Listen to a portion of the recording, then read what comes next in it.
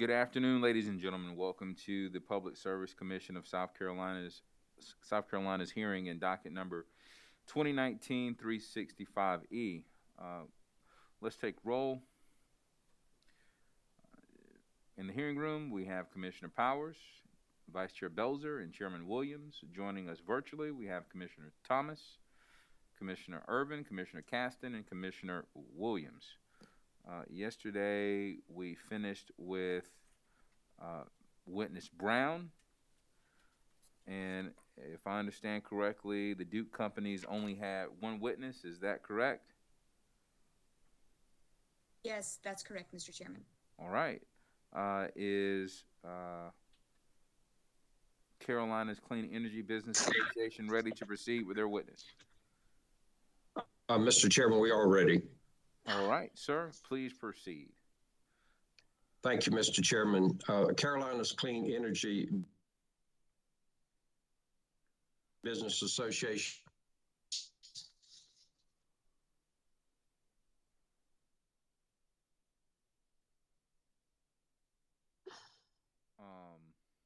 Hello? We were waiting for the witness to be sworn in, Mr. Chairman. Okay. For some reason or another, we were hearing every other word, so I thought you may have frozen on us, but I think I can see the witness. Is the witness ready to be sworn? Yes, sir. All right. Please pause and wait for our court reporter to swear you in.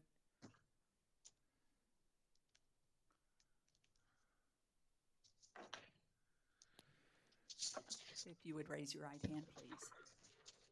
Do you solemnly affirm the testimony you're about to give will be the truth, the whole truth, and nothing but the truth? I do. Thank you. Mr. Levitas, please state your name and business address for the record. My name is Stephen Levitas. My business address is 130 Roberts Street, Asheville, North Carolina, 28801. Mr. Levitas, by whom are you employed in what capacity?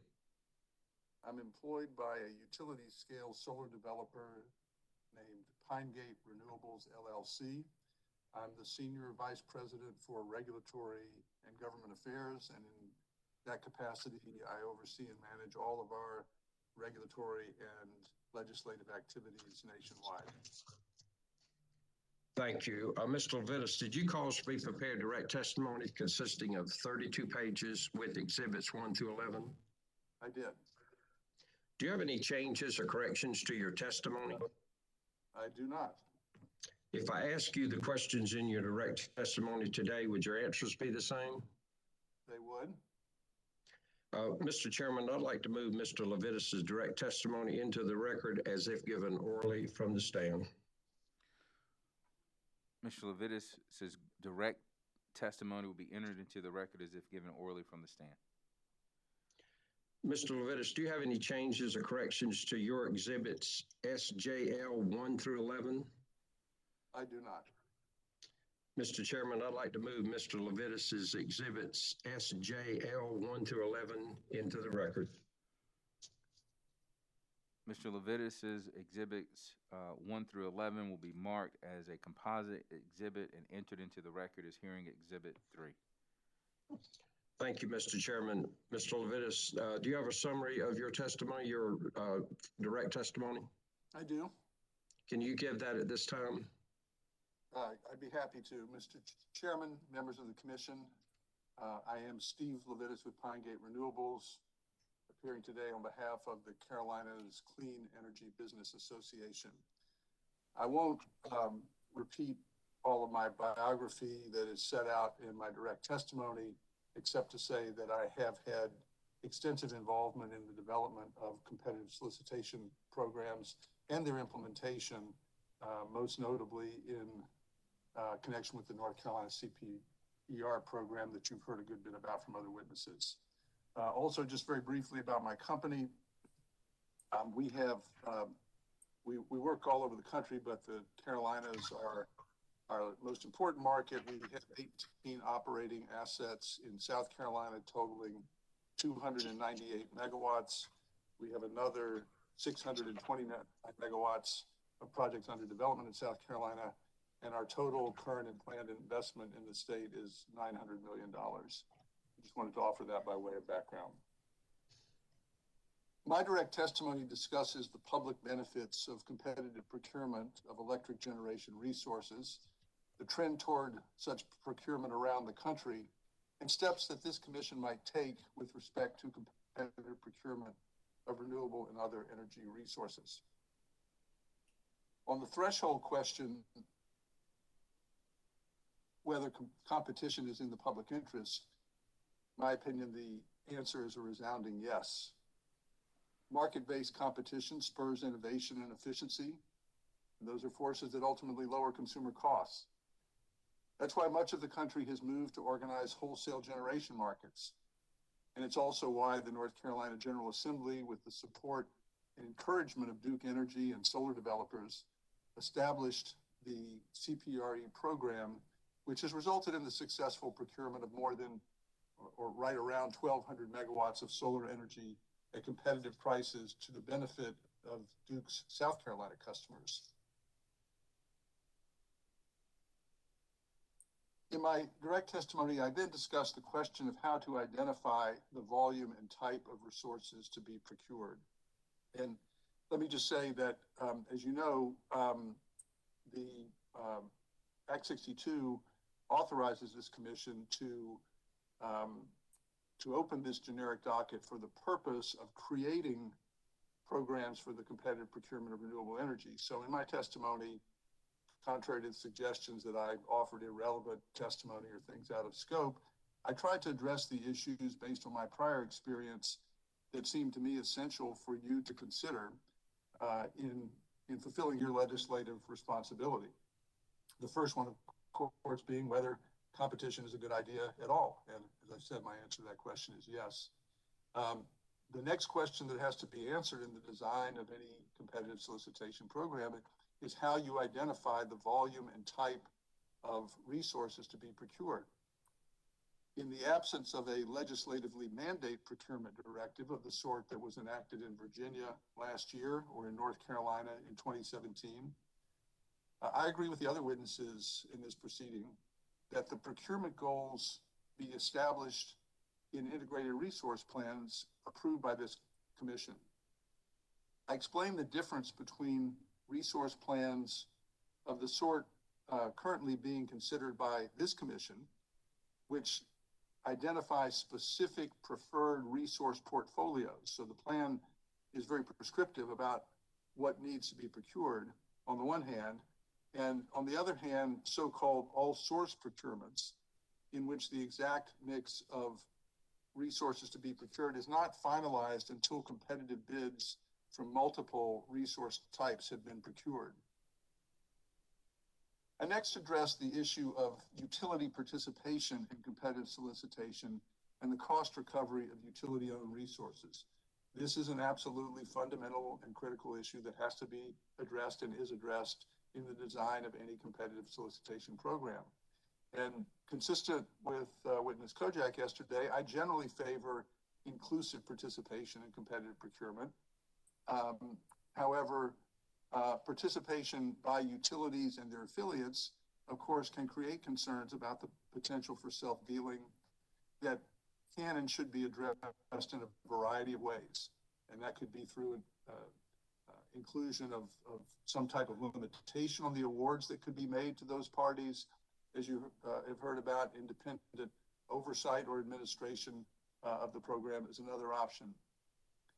For example, in my testimony, I suggest that utility affiliates not be allowed to compete with independent power producers for power purchase agreement awards, and at the same time that the utilities, in procuring assets for their own ownership, be required to procure those assets from independent third parties. Those are both measures that would diversify the participation and reduce any potential for self-dealing. I also discussed the issue of utility cost recovery for competitively procured assets and the benefits to ratepayers of market-based recovery versus cost of service rate making. You've heard a lot about a level playing field, and the only way to achieve a truly level playing field is for all parties to participate on the same term. And the problem that presents, as I discuss, is that there are challenges in comparing the cost to ratepayers of a third-party power purchase agreement on the one hand, which is typically time limited, 20 years, for example, and a utility rate-based asset that is going to, the cost of which is going to be recovered over its entire useful life, which might be 35 years.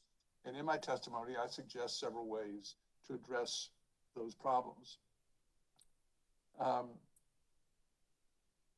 I think that I believe it would be preferable in an ideal world to require empirical evidence of the level of rate-based assets needed to maintain utility financial health. But I acknowledge that in states that have defined a split between PPA and rate-based assets, this has generally been the product of a political compromise. So we've seen that in Virginia, where it's prescribed by statute. We've seen it in Colorado, a leading competitive procurement state, where it was the result of a negotiated compromise, and similar experiences in other states.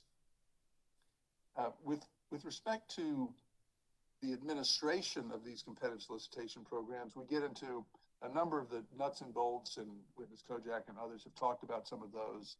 But I identified several issues for the Commission's consideration, in addition to the issue I already touched upon, and I'll be happy to talk about more, on the degree of independent oversight. And I think there's general agreement that some level of independent oversight is essential. So these include, and you heard about this from Witness Mance, the importance of accelerated interconnection study of projects that are under consideration in the competitive process. I talk about the logic of having ratepayers pay directly for any network upgrade costs for the winning projects, which is what has been decided and agreed upon in North Carolina. I mentioned the importance of sharing information. The utility, especially if they're a participant, they have unique access to information that other market participants don't possess, such as information about transmission constraints. And I mentioned the importance of that information being made available on an equal basis to all market participants. And finally, I talk about the importance of utilizing commission-approved, non-negotiable form contracts. That's an issue that Witness Kojak and I disagree on, and I hope to have a chance to talk to you a bit more about my thinking and logic on that. I conclude my direct testimony by offering the following recommendations to the Commission. First, I believe the Commission should direct each South Carolina investor-owned utility to conduct a competitive solicitation for any new renewable energy resources that are identified as needed within the next 5 years in the preferred resource plan approved by the Commission in the utility's current IRP proceeding. And there was a lot of discussion yesterday about the importance of and the value of linking procurement goals to the IRP, and I agree with other witnesses on that point. Second, with respect to the issue I mentioned about utility participation, I have recommended that that in the near term you follow the North Carolina lead and allow the utility and its affiliates to participate in the competitive solicitation, but that they do so as market participants, subject to 2 qualifications. So when I say market participants, it goes back to the point I was making about a level playing field, and I'm suggesting that the cost recovery by the utility and its affiliates be on a market basis, so there is a level playing field. In other words, that they recover their costs over the same time period as other market participants, and with the same risk with respect to what happens after that initial cost recovery period. A second point that I made in my direct testimony, again, thinking about the potential for conflict or appearance of conflict, I suggested that you follow the North Carolina example of the 30% cap on awards that could be made to utilities and their affiliates. It's an important distinction. This is not a limit on utility ownership. The utility could potentially buy up everything after the process. It just has to go to the integrity of the award process. I do want to say I didn't identify this as a correction to my testimony, but I will say that that is an issue that I and CCBA have some flexibility on. Third,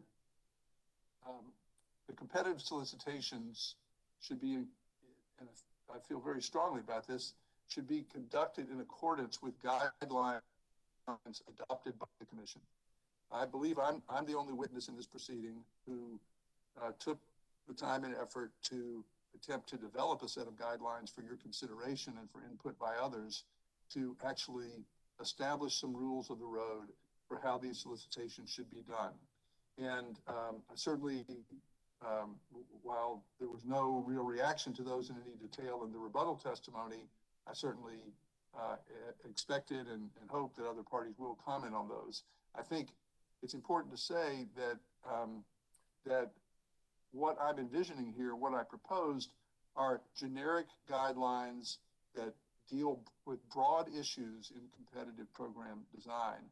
And you've been presented with sort of a binary option of do you do everything in this proceeding, or do you have subsequent utility-specific proceedings? I absolutely think there's a need for utility-specific proceedings, but I also think there is a need and a tremendous efficiency to laying the ground rules, at least a set of generic ground rules at this time and in this docket. And Mr. Chairman, I'm sorry to interrupt, and I apologize. I hate to interrupt Mr. Levitas during his summary. I've certainly been patient, and I did not want to interrupt the witness, but this is pretty far outside the scope of his filed testimony, and so I thought he was providing a summary of his filed testimony. Mr. Chairman, Richard Witt for CCBA. I've been doing this a long time, and I've seen an awful lot of summaries that have a little bit of editorial comment in them and deviate just a little bit. Mr. Cooper's objection is form over substance. It's just a waste of time to worry about a few extra words. Okay. Well, I certainly understand, and I agree with Mr. Witt, my friend, about a few extra words, and that's why I said I certainly did not object at first and let it go on for a while. Right. I'm almost. I appreciate both arguments from each lawyer, but Mr. Cooper, I agree with you in this instance. The objection is sustained. Thank you, Mr. Chairman. I'm almost through. I'm now precisely describing what is in my testimony. So the qualifications that I identified with respect, or I should say, the topics addressed in the guidelines that I proposed in Exhibit SJL 11 are first, a procedure for selecting an independent administrator and the role of that administrator. Second, procedures or guidelines governing communications between market participants. Third, the mechanics, if you will, the structure or process for conducting the competitive solicitation. And finally, the development of form power purchase agreements for winning proposals, which I touched on earlier. So those are the four things that are addressed in my guidelines. There's a lot of other issues that would have to be developed separately. The fourth recommendation, I would, although I don't think much that is in my testimony is outside the scope of this generic docket, I did, just for the sake of contrast with respect to what I had recommended, suggest that with respect to non-renewable resources, which are not expressly the subject of this docket, that the utility should be allowed to own and rate base those, but that they should be competitively procured. So just offering that by way of contrast. And then finally, I recommended that as you look to the future in thinking about long-term competitive procurement programs in the state, that you consider what I call a Colorado-style all-source integrated resource planning and procurement model. I describe it in more detail in my testimony. It is, in my experience, generally looked to as kind of the best practice around the country of how to approach this issue. This concludes the summary of my direct testimony. Thank you, Mr. Levitas. And did you cause to be prepared responsive testimony consisting of 16 pages? Yes, sir, I did. Do you have any changes or corrections to your responsive testimony? I do not. If I ask you the questions in your responsive testimony today, would your answers be the same? They would. Mr. Chairman, I'd like to move Mr. Levitas's responsive testimony into the record as if given orally from the stand. Mr. Levitas's responsive testimony is entered into the record as if given orally from the stand.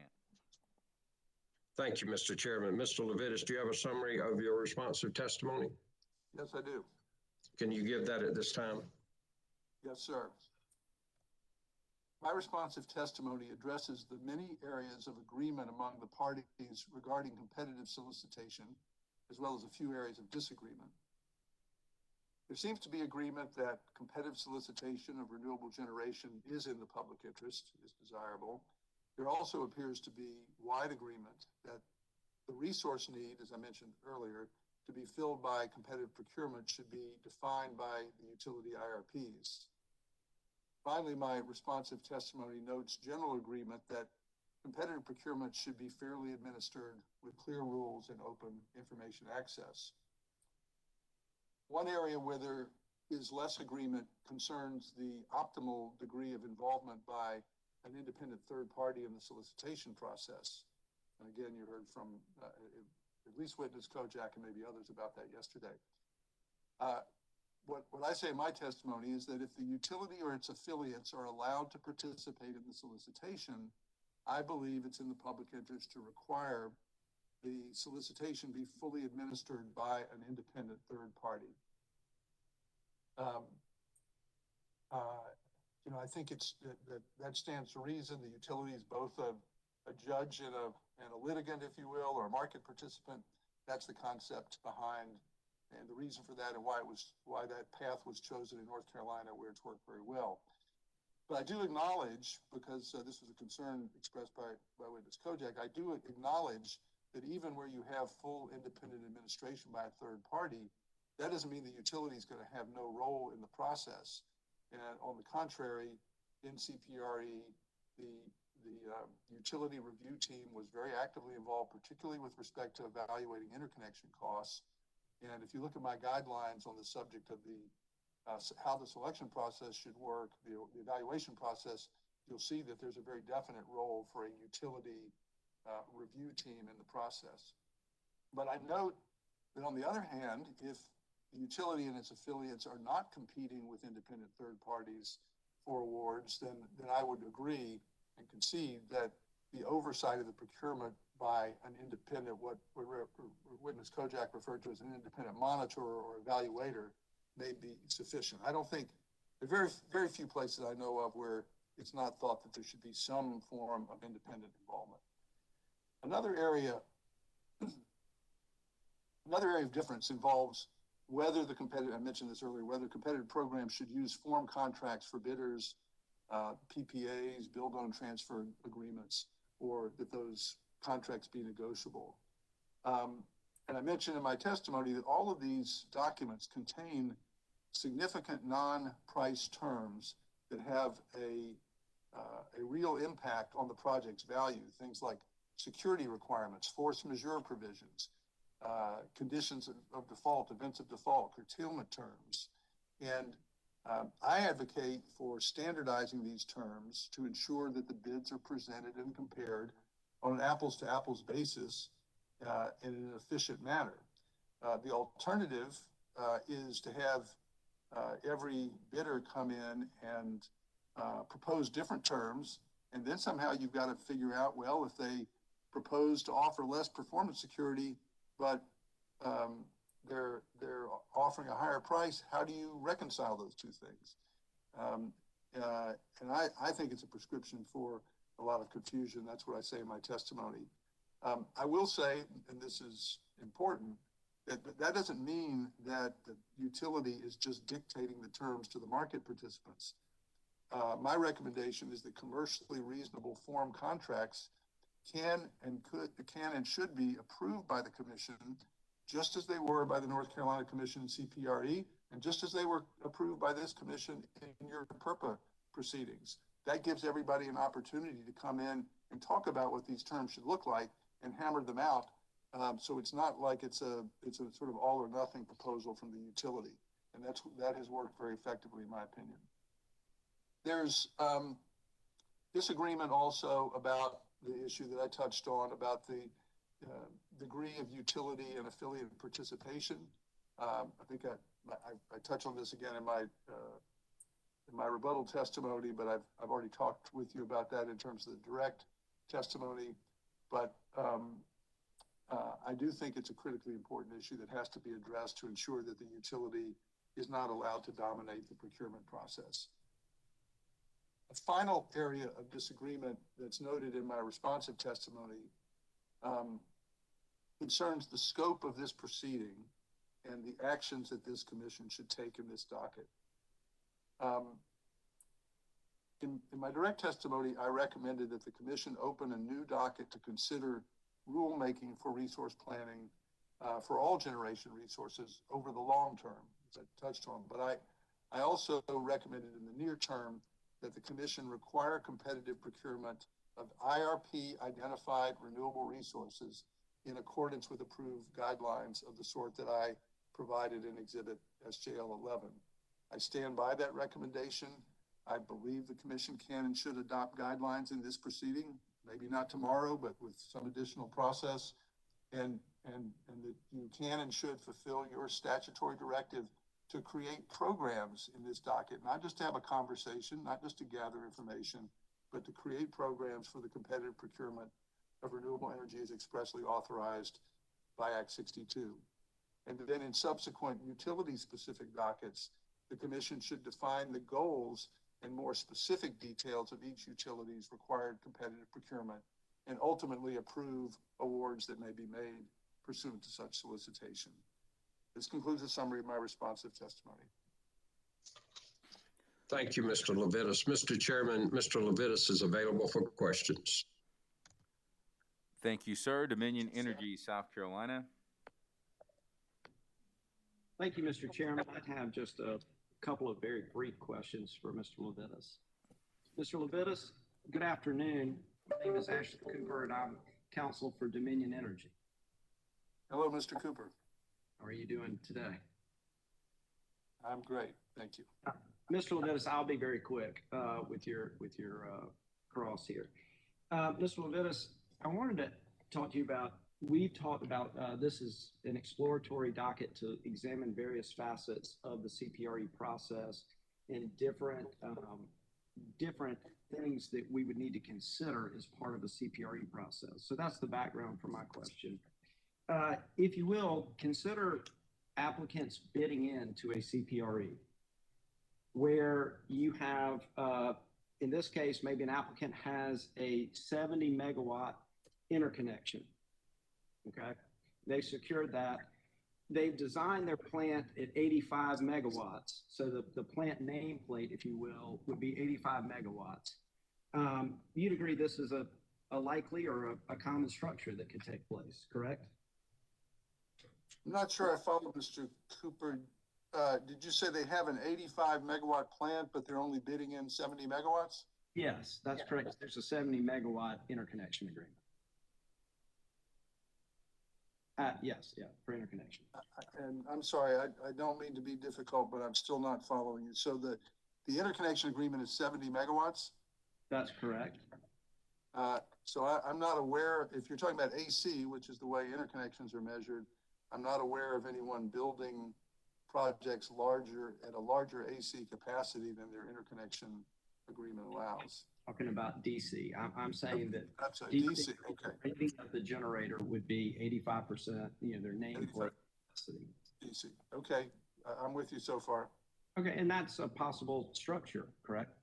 That's correct. Okay, thank you.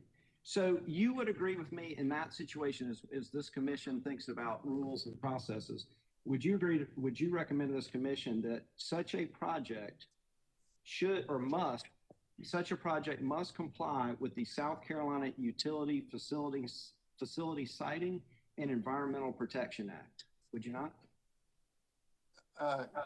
Yes, with the qualification that I am not aware of whether the threshold for that act, which is, I believe, is 75 megawatts, is expressed in AC or DC.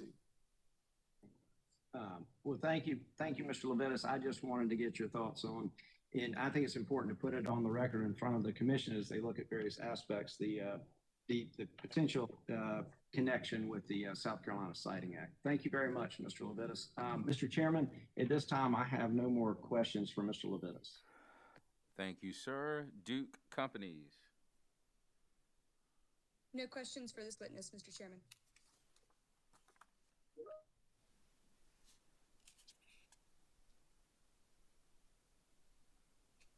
Johnson Development Associates.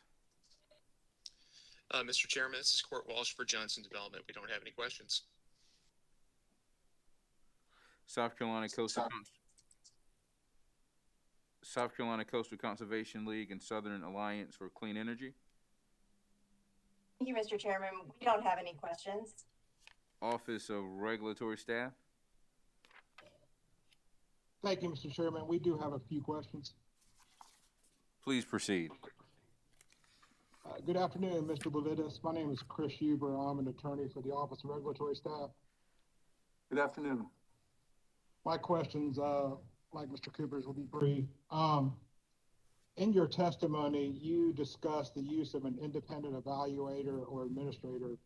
And am I correct that in North Carolina uses an independent administrator? That's correct. Am I also correct that the independent administrator in North Carolina is not a member of the North Carolina Utilities Commission or the public staff? That's correct. And how is the independent administrator in North Carolina paid? Through fees collected from the market participants in the solicitation. And are you suggesting the same structure here in South Carolina? I'm not sure if I specifically mentioned that, but I think it is in one of my proposed guidelines. But my answer to your question would be yes, I think that's an appropriate procedure. Am I correct that in your direct testimony, you recommend that network upgrade costs attributed to project bids should be paid for by the utility and recovered from ratepayers? I do, and you may be planning a follow-up question, but I'd like to have the opportunity to explain that recommendation. Well, do you know how much these network costs could potentially be? Well, the first thing to say, just to be clear about my position, it is that the costs be attributed to the bid. So that, for example, if a bidder bids in $35 per megawatt hour, and upon evaluation of its network upgrades, they work out to be $3 a megawatt hour, that would be treated as a $38 bid. Whereas if you had a $36 bid with no network upgrades, it would be viewed as a lower bid and would win against the first one that I exampled. So it's not that these costs be ignored. It's important that they be considered so that the ratepayers get the best result. The reason for suggesting that they be rate-based is because the ratepayers are directly rate-based, is because the ratepayers are going to pay them either way. If I roll those costs into my bid, then it just increases the cost that the ratepayers, the utility and the ratepayers are paying under the PPA in which they're buying my power. Conversely, if they pay a lower number and pay the upgrade cost directly, you get the same result. But the concern that I've expressed is that if you don't include them in if you don't have them be paid directly and they're not known at the time that the bid comes in, then you've got bidders who are just guessing. And so they're going to guess and bid an upgrade cost that may result in higher bids that could still be awarded. So the goal really is to try to protect ratepayers from unnecessarily inflated bid prices. Thank you, Mr. Levitas. I have no further questions.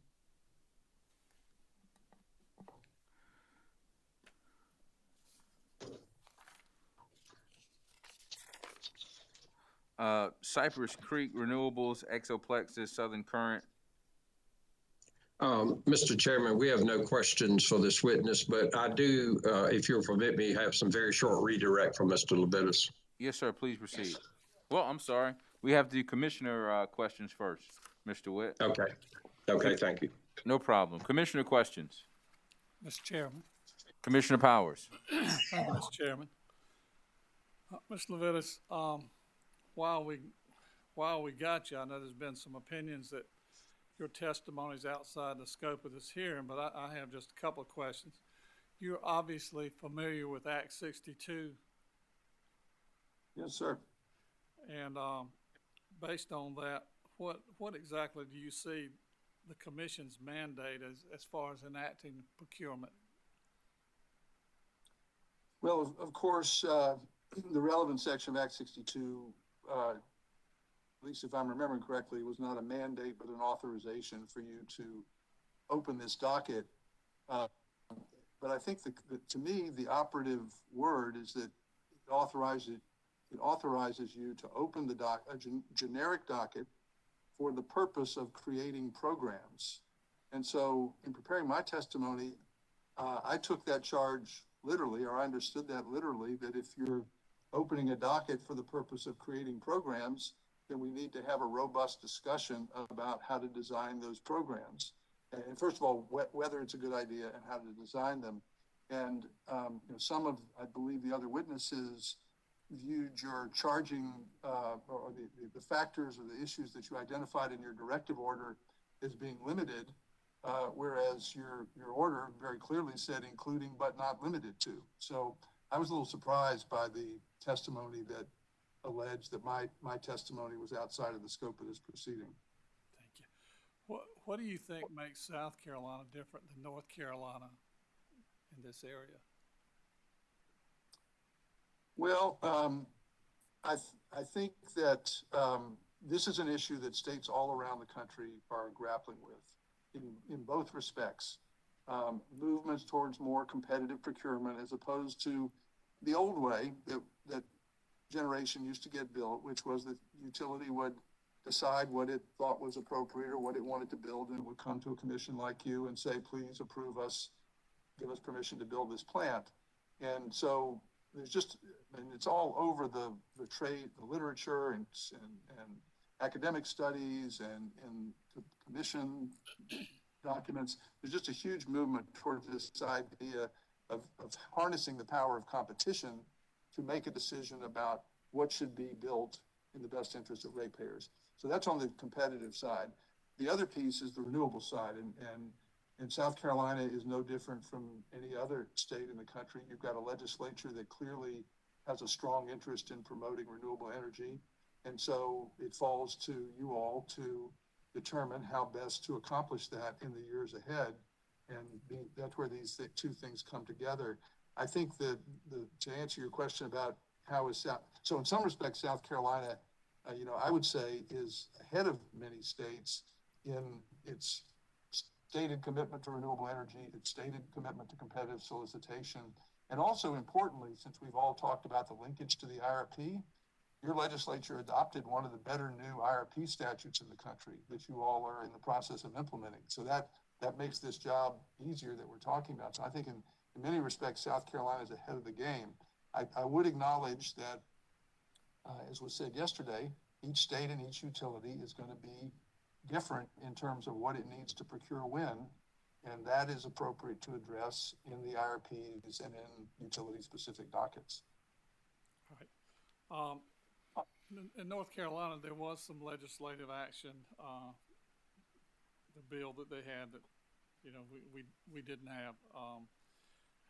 And there's been a lot of talk about reforming federal mandates. How did the North Carolina law reform or affect the federal mandates? That's a very good question, and you're right. And maybe I should have picked up on that. I didn't think about it when I was responding to your last question, but I believe Witness Brown yesterday talked about this. So the principal federal mandate that at issue here is the PURPA law, Public Utilities Regulatory Policies Act of 1978, which requires utilities to purchase the output of certain renewable facilities. And in North Carolina had been by far the leading state in the country in PURPA development. There was a lot of concern on the part of a number of folks, including the utilities, that the way that PURPA was being implemented was problematic and needed to change. And so it's not inaccurate to say that House Bill 589 in 2017, and I was very heavily involved in its development, that it was designed in significant part, as Witness Brown said, I believe, to replace, in a way, modify and replace North Carolina's traditional implementation of PURPA.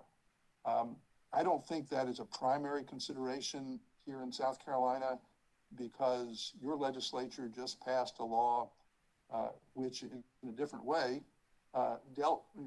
expressed its views about how PURPA should be implemented in the state, and you all have recently conducted exhaustive proceedings pursuant to that legislation to determine and provide guidance on PURPA implementation. So I think here in South Carolina, to the extent that you elect to move towards competitive solicitation of renewables, it would be driven less by that regulatory consideration and more by the need to meet the state's resource needs in an efficient and cost-effective way. Right. Inside a state, such as inside South Carolina, should ratepayers who are under one utility be treated differently, or should the subsidization be different for one utility or one set of ratepayers different than a ratepayer of another utility? Well, I'm not an expert on rate design. Certainly rate design varies a lot from utility to utility. I may be missing something, in which case I apologize, but because I certainly don't think that anything that we're talking about in terms of competitive solicitation is a subsidy program. And on the contrary, it's an effort to procure and obtain the least cost resources so that ratepayers are benefit to the greatest extent possible. I do think, as I said, the utilities are going to have different needs, most notably different needs with respect to when they have a capacity need, how efficiently their current fleet is operating, and whether there are opportunities to save money for ratepayers by replacing existing resources with new resources. So I would certainly agree that there are differences from utility to utility, but I was thrown a little bit by the reference to subsidies. What do you think about, or how would you structure a curtailment program? Well, that's a great question, and it really goes to the heart of, it's a very important issue in the context of competitive solicitation program design. I think it's generally agreed that it is beneficial for the utilities to have the ability to operate resource fleet, including third-party assets, in a flexible way that is cost-effective and ensures reliability, and as we put it in North Carolina, basically to give the utilities the ability to operate third-party assets in just the way they would operate their own.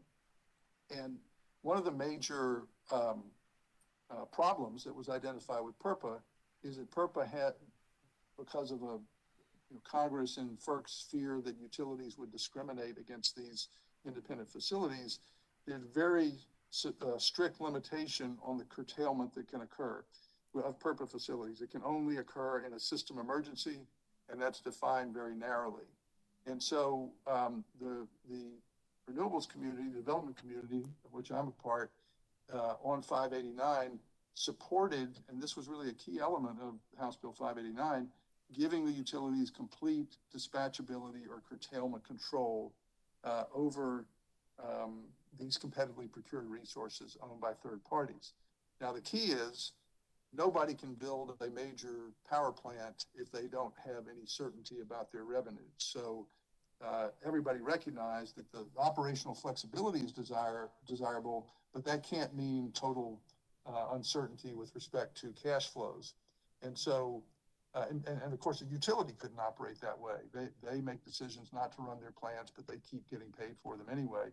And so the solution that we came up with was to have a defined limit on the amount of curtailment that could occur without compensating the seller for the lost output. And in North Carolina, that's 5% for Duke Energy Carolinas and 10% for Duke Energy Progress. And there was generally a consensus around that. I think that's worked pretty well. Just as a quick aside, there's another proposal that's been made about how to do that, which is that instead of compensating the seller on a per megawatt hour basis, you could compensate them on a per megawatt basis. And so they would have guaranteed cash flows regardless of how much the utility chooses to operate their plant. Hope that's helpful. It is. And so a curtailment program is a necessity at times, no question. Right. Thank you very much. That's all I have, Mr. Chairman. Thank you, Commissioner Powers. Any other commissioner questions for this witness? Chair Williams. Commissioner Caston. Good afternoon, Mr. Levitas. Good afternoon. You can hear me okay? Loud and clear. Good.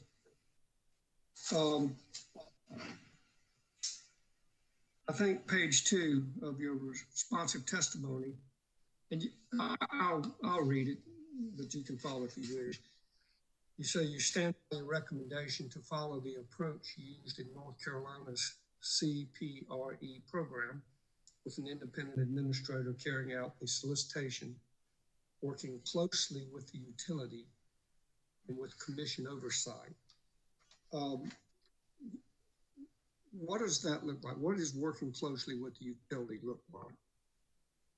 Well, thank you for the question. It goes to the process that I described a bit, and it's laid out in my Exhibit 11 in the guidelines. If you, I don't expect you necessarily to have drilled down into that because it's pretty detailed. But I actually looked at that. Yeah. So a key on the question of working with the utility, one of the probably the most important aspect of that is in the evaluation of the interconnection costs. So the way it works is that bidders put in a price at which they're willing to sell their power. Nobody has official information about what the interconnection costs are going to be for these facilities. So the utility is then given the job of doing an expedited analysis, evaluation, or review of at least getting a rough estimate of what those interconnection costs are. That is then used, those dollar amounts are then used by the independent administrator to formulate a revised bid that takes into account both the sales price that the bidder offered plus the attributed interconnection costs. And then the administrator then re-ranks the bids based on those numbers, and also compares those numbers to the cap that's based on avoided cost, and there's an iterative process until they feel that they've come to the sort of the lowest best cost portfolio for the ratepayers. So that's kind of the main feature of the way that the utility works together with the administrator. And as I mentioned, the level of involvement by an independent third party, I think, is very much a function of the extent to which the utility and its affiliates are allowed to participate. And I was sort of, at least in the near term, and particularly since it's worked well in North Carolina and the desire to be inclusive, I was trying to recommend guidelines that assumed that the utility and its affiliates could participate in the procurement process. Thank you. Should an IA be used only with competitive renewable energy projects or every project? Well, as I said earlier, I just ventured a little bit to say a word about non-renewables. I know that's not the subject of the docket, but I think where things are going around the country is competitive solicitation for all resources, sometimes in competition with each other, often in competition with each other, where a portfolio that might include wind and solar and storage, and maybe some gas is competing with a different portfolio. The alternative is to say, we've decided we need some solar, we've decided we need some gas, let's go procure the solar kind of in a silo, and then we'll separately procure the gas. And you might have different ownership models of the solar and the gas. So it really depends on kind of where that settles. Thank you. I think in your direct testimony, I think it was on page 8, I could find the line somewhere, but you reference 13 states in the District of Columbia have deregulated retail generation, all of which are operating successfully today. Just out of curiosity, one of those 13 deregulated states, Texas? Texas is that reference referred to retail deregulation. So there is deregulation at both the retail and the wholesale level. And that particular statement referred to retail choice or deregulation. I think most of the discussion about Texas has been about the things happening at the wholesale level. But let me just say that I'm certainly not advocating for retail deregulation in this proceeding or otherwise in the state of South Carolina for a variety of reasons. I really mentioned that development as well as the wholesale deregulation just to show the national trend and the fact that there has been tremendous movement towards competition through various means around the country for several decades now. And I think the approach that we're considering here, that you're considering here, I think is sort of a surrogate for more extreme forms of deregulation or more extreme forms of competition. And the whole purpose is to introduce competitive forces and competitive powers and the benefits that they provide for customers while still maintaining the vertically integrated monopoly structure. Okay.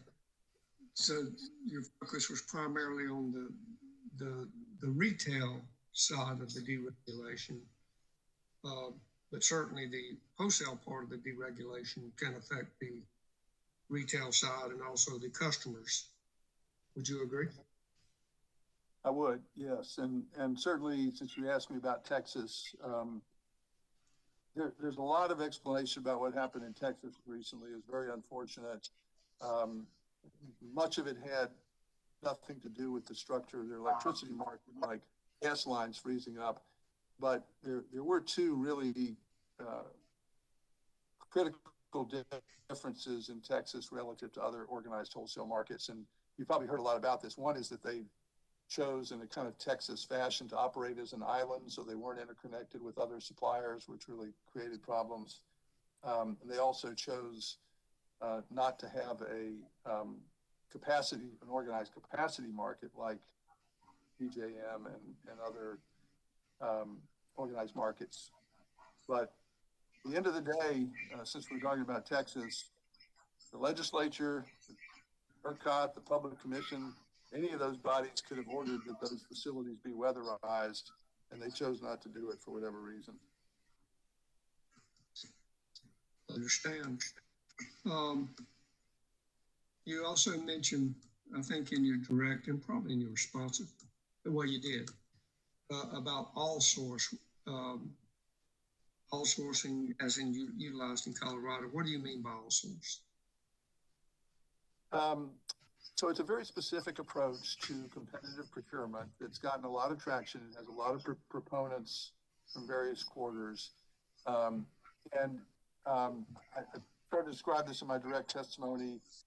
It's not as complicated as it might sound.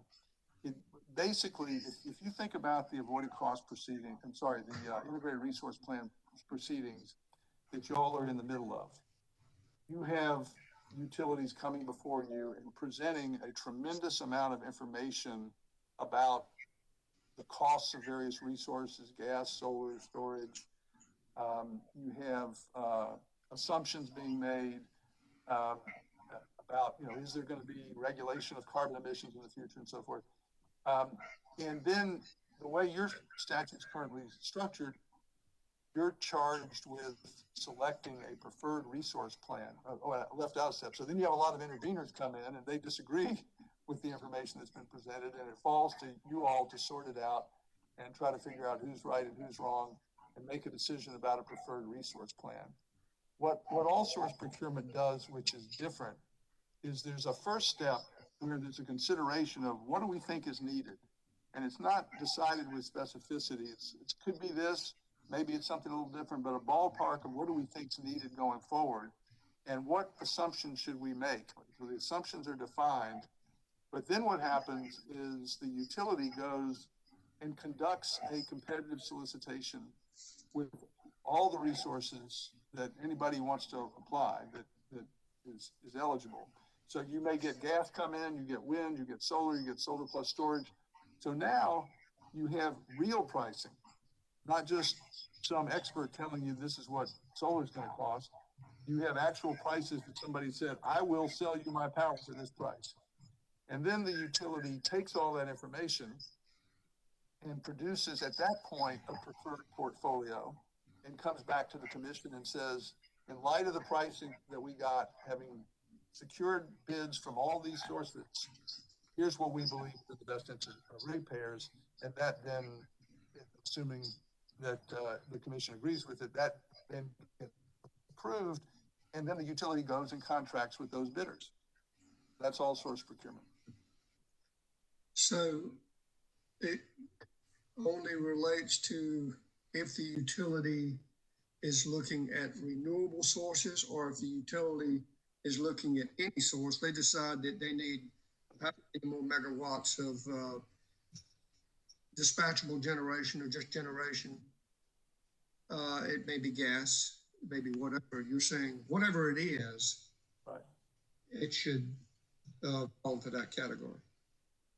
That's right. The decision is not made up front as to what type of resource to procure. Instead, a need is identified. And it can even be an uncertain need. So what happened in Colorado was it was suggested, well, we're not sure that it's the right decision to retire these coal plants, but we think it might be. So let's go get a bunch of bids from everybody, gas, wind, solar, whoever wants to show up, and see what kind of pricing we get. And as a result of that, the all-source procurement demonstrated that there was a portfolio that was a mix of all the things I just mentioned, some of all of the above, that the commission agreed was better for ratepayers than continuing to operate the coal plants. I think that was in your exhibit 9, as I recall, and it kind of had this there. Now, it wasn't clear to me looking at that, and I'm sure there was a lot more detail, but as whomever looked at it, I guess the Denver PSC, whomever, did they look at just initial capital cost? Did they look at life cycle cost? How was that viewed? It is definitely, I'm not sure if they used exactly what's called a levelized cost of energy, but it is absolutely a consideration of capital and operating costs over the life of the asset. Okay. As I think about that, I'm not sure that that would fall in a deregulated view to me. Sounds like maybe more regulation than less regulation. Is that true? Yes, I would not consider all source procurement to be a regulated market structure. And part of the point that I was trying to make is that it's really an alternative to deregulation because you introduce competition while still maintaining the investor-owned utilities' overall control of the generation function. But you would recommend, or you're suggesting, if you follow the Colorado model, the all source, that the utility itself should not be able to develop its own generation as it sees fit based on its, whatever reason or planning or logic they have. Right, that's the paradigm shift, is to move away from a unilateral decision by the utility, albeit one that may get blessed by a commission, to using this kind of competitive process to drive the decision making. Now, just to reiterate, as I said, that does not mean that the utility is not able to participate. And then there are these sub questions of what percentage can they own? What percentage can they recover through cost of service rate making? How do their affiliates participate? There are a variety of issues about that get addressed. I mean, in Colorado, for example, there was a negotiated settlement that out of this portfolio mix that was going to be solicited, half of it would be through third-party power purchase agreements, and half of it would be through assets acquired for utility ownership and rate basing. And that was just a political decision. It was a settlement that was reached by all the parties, or at least I think most of the parties, and they proceeded on that basis. Thank you. I think this was your direct testimony, page 9, where you talked about, down to the bottom, IOUs privatize profits and socialize risk. Can you elaborate on that? Well, the concern that I and others have had with the traditional cost of service rate making is that that there are a variety of risks that ratepayers face that they don't face with a market structure. So that could be, there are three primary ones that I would identify. The first is cost overruns. So when an independent power producer signs up to sell its power for $35 a megawatt hour, if they run into problems in the field and it costs them 15% more to build their project, too bad for them. They still sell the power at the same price.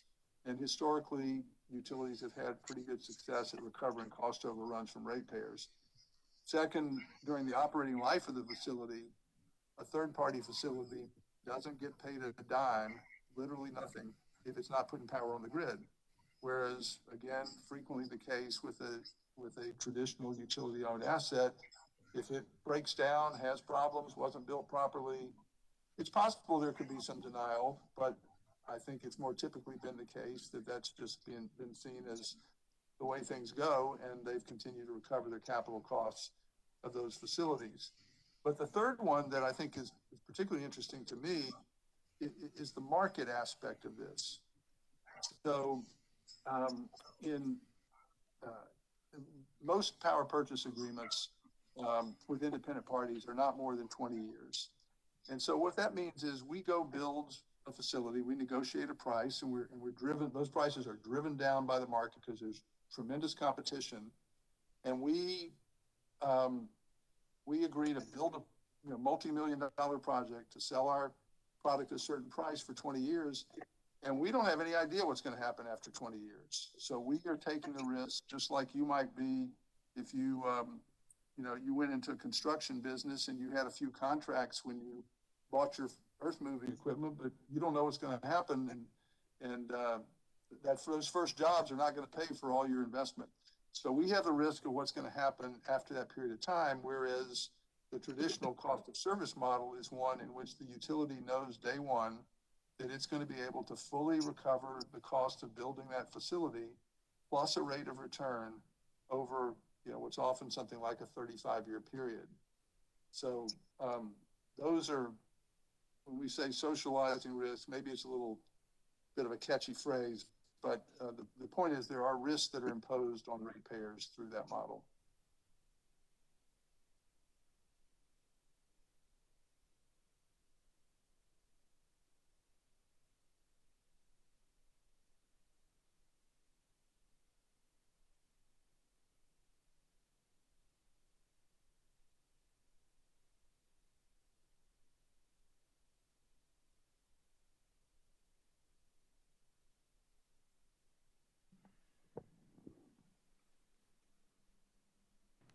Check, check.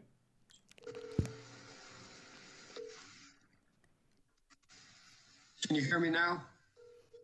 Yes. All right, I lost, I apologize, but I lost you about halfway through that last explanation. So I'm afraid I'm gonna have to read the record of that if that's okay. Okay. And you can hear me okay now? Yes, sir. Well, good, I can hear you too, so that's good. So a couple more questions and I'll finish. Along those lines, and I really hate I missed the last part. I'll definitely go back and read that. So if the utility was responsible for the profits and the risk, you're saying, like any other, I guess QF or whatever, that if you mess up the project or if it overruns the budget or whatever, you're kind of stuck with that cost. It's not passed on to the ratepayer, right? That's right. So if you had something like that, then would there be really any need to be so concerned about whether it's everything is a competitive bid or not? I mean, would that alleviate that or alleviate most of that?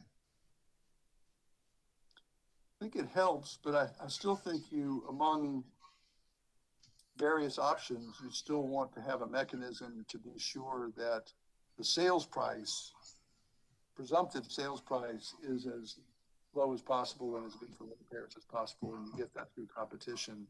And I'll just say that these competitive solicitations that have been going on around the country in North Carolina and elsewhere, Colorado and other places, the response is phenomenal. There's a tremendous amount of response. The pricing is great. Santee Cooper just conducted a 500 megawatt competitive solicitation, which they were able to get done pretty quickly. And I think they had a press release. I don't remember the number exactly, but I believe their press release said it was going to save $12 billion for their ratepayers. It was some big number. So they accomplished that without CPRE? They created of course, they're not regulated by you. They created their own competitive. They were authorized by the legislature to conduct a competitive solicitation process. They hired an independent party to, I honestly don't know exactly the role that the independent party played in the full administration, but I know that party played a significant role in advising them about the design of the procurement. They actually called me at one point for some input. So that seems to have gone very well. All right, thank you very much. I apologize for missing a little bit of your response, but I'll catch it. Okay, thank you. Any more questions for this witness from commissioners? Mr. Witt, redirect.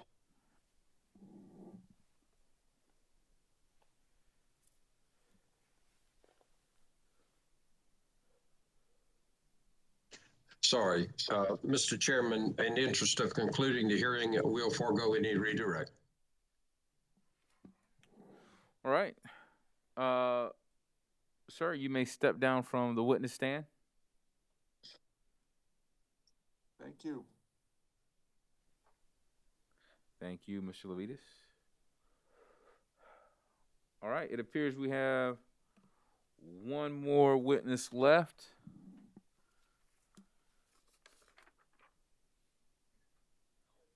Is that South Carolina Coastal Conservation League and Southern Alliance for Clean Energies, Kenneth Searcy? Yes, that's right, Mr. Chairman. Okay. How long do you think the direct will take? It should take no longer than 10 minutes or so. Okay. Well, we've been going for a little over an hour now. Let's take a recess for a brief lunch. Let's come back at 2:15.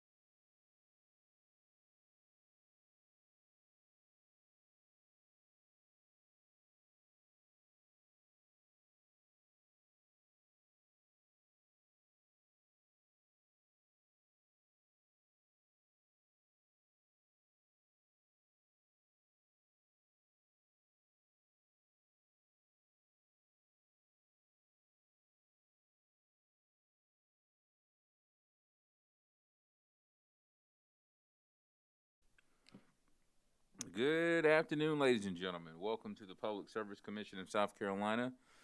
We're here in docket number 2019-365E. Let's take roll.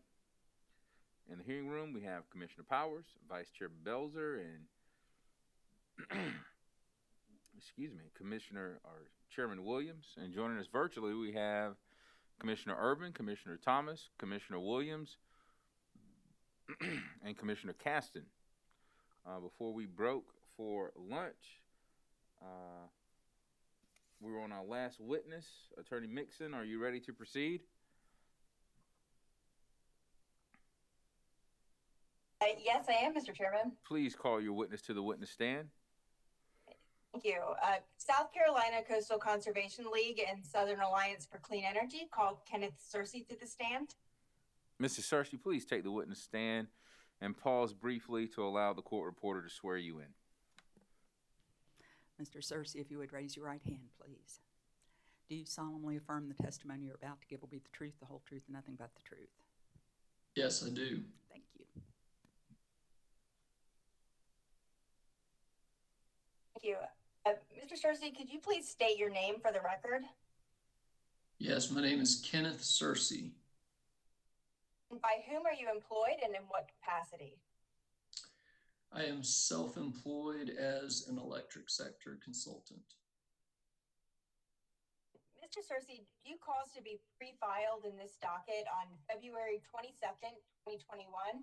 Direct testimony consisting of 18 pages and one exhibit labeled Exhibit A? Yes, I did. Do you have any changes or corrections to your pre-filed direct testimony at this time? No, I do not. If the questions put to you in your direct testimony were asked of you at the hearing today, would your answers be the same? Yes, they would. Was the exhibit to your testimony prepared by you or under your direction? Yes. Mr. Chairman, I would move to have Mr. Searcy's pre-filed direct testimony entered into the record as though given orally from the stand. Mr. Searcy's pre-filed direct testimony will be entered into the record as if given orally from the stand. Thank you. And I would also move to have the exhibit marked as Exhibit A and attached to Mr. Searcy's pre-filed direct testimony entered into the record and identified as the next hearing exhibit. Mr. Searcy's Exhibit A will be marked and entered into the record as Hearing Exhibit 4. Thank you. And Mr. Searcy, did you also cause to be pre-filed in this docket on March 1st, 2021, responsive testimony consisting of 10 pages? I did. And do you have any changes or corrections to your pre-filed responsive testimony? No, I don't.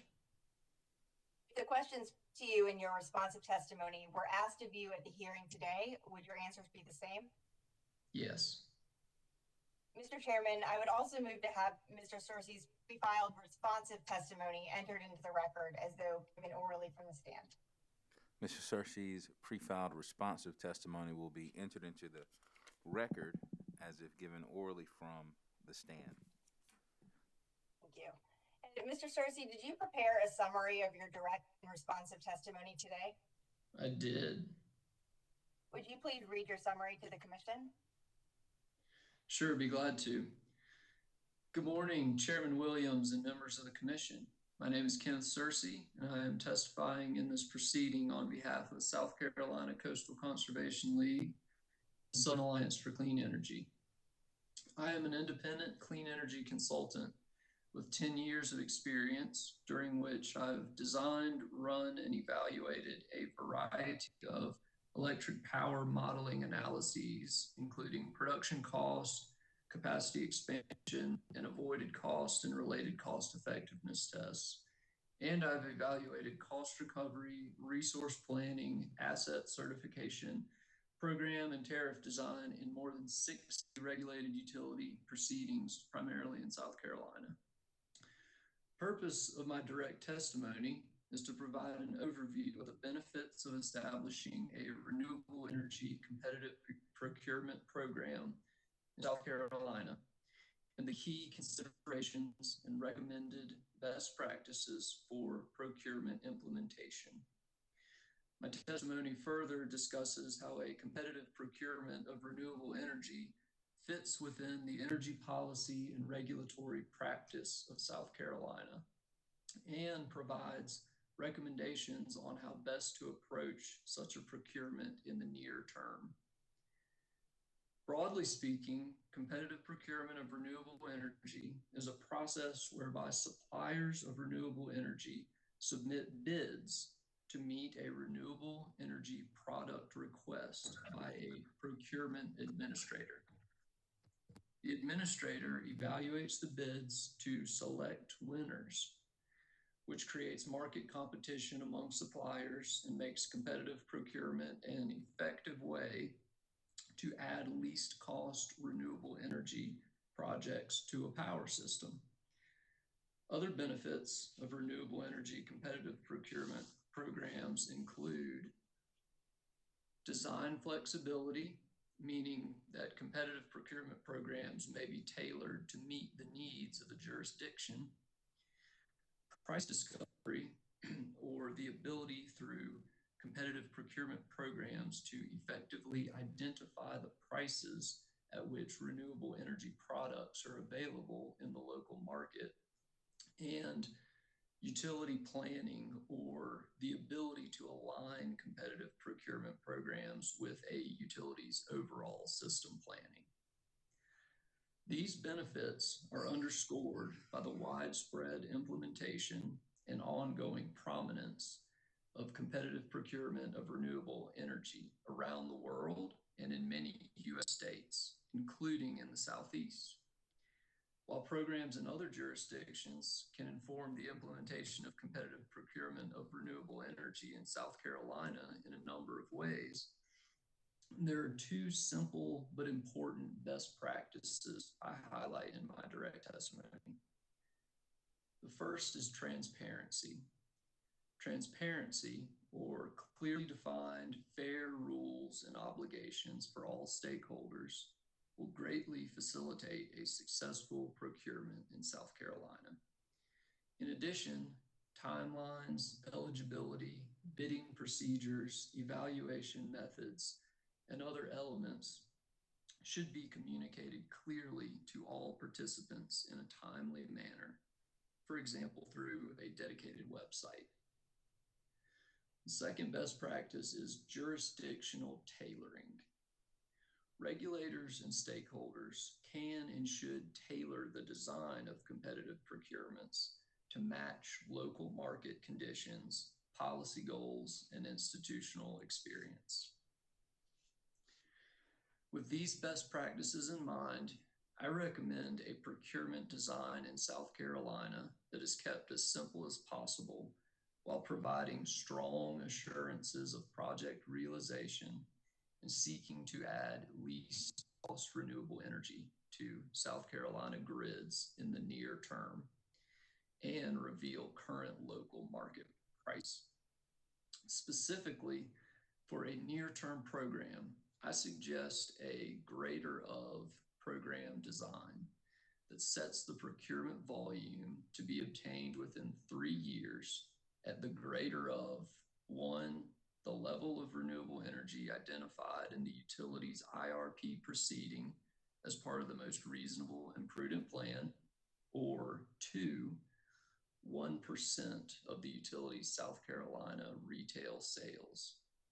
And those procurement volumes would be over and above the utility's current levels of renewable deployment. Such a program would comport with South Carolina's stated policy of encouraging renewable energy and would be expected to reduce ratepayer risk along with the need for fossil fuel generation. A simple procurement program in the near term would also build the institutional and market experience needed to enable larger, more complex programs in the future. The purpose of my responsive testimony is primarily to respond to the direct testimony submitted by Duke Energy witness George V. Brown and desk witness Danny Cassis and to highlight central purposes and achievability of near-term renewable energy competitive procurement in South Carolina. A near-term program for the competitive procurement of renewable energy would serve several purposes: advancing a goal of state energy policy in a least cost manner, substituting for fossil generation and reducing ratepayer risk exposure, helping to enable future coal retirements, providing price discovery, and building institutional and market experience with such procurements. First two of these purposes appear to be consensus suggestions from more than one witness in this proceeding, including both Duke witness Brown and Dominion witness Cassis, and thus may warrant extra weight. Next, I emphasize the achievability of a near-term competitive procurement of renewable energy.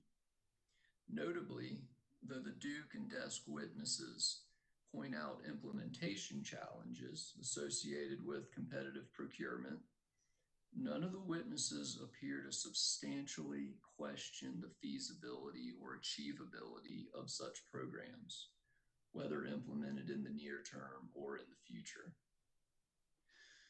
The achievability of a near-term program also relates to the greater of approach I recommended in my direct testimony. If the volume of a procurement is set at 1% of South Carolina retail sales, the small size of the program creates an opportunity to streamline procurement design and target a relatively accelerated timetable. If the IRP identifies more than 1% of South Carolina retail sales as part of the most reasonable and prudent plan, depending on the specific volume targeted, it may be well worth more extensive deliberation and a more detailed and involved procurement design.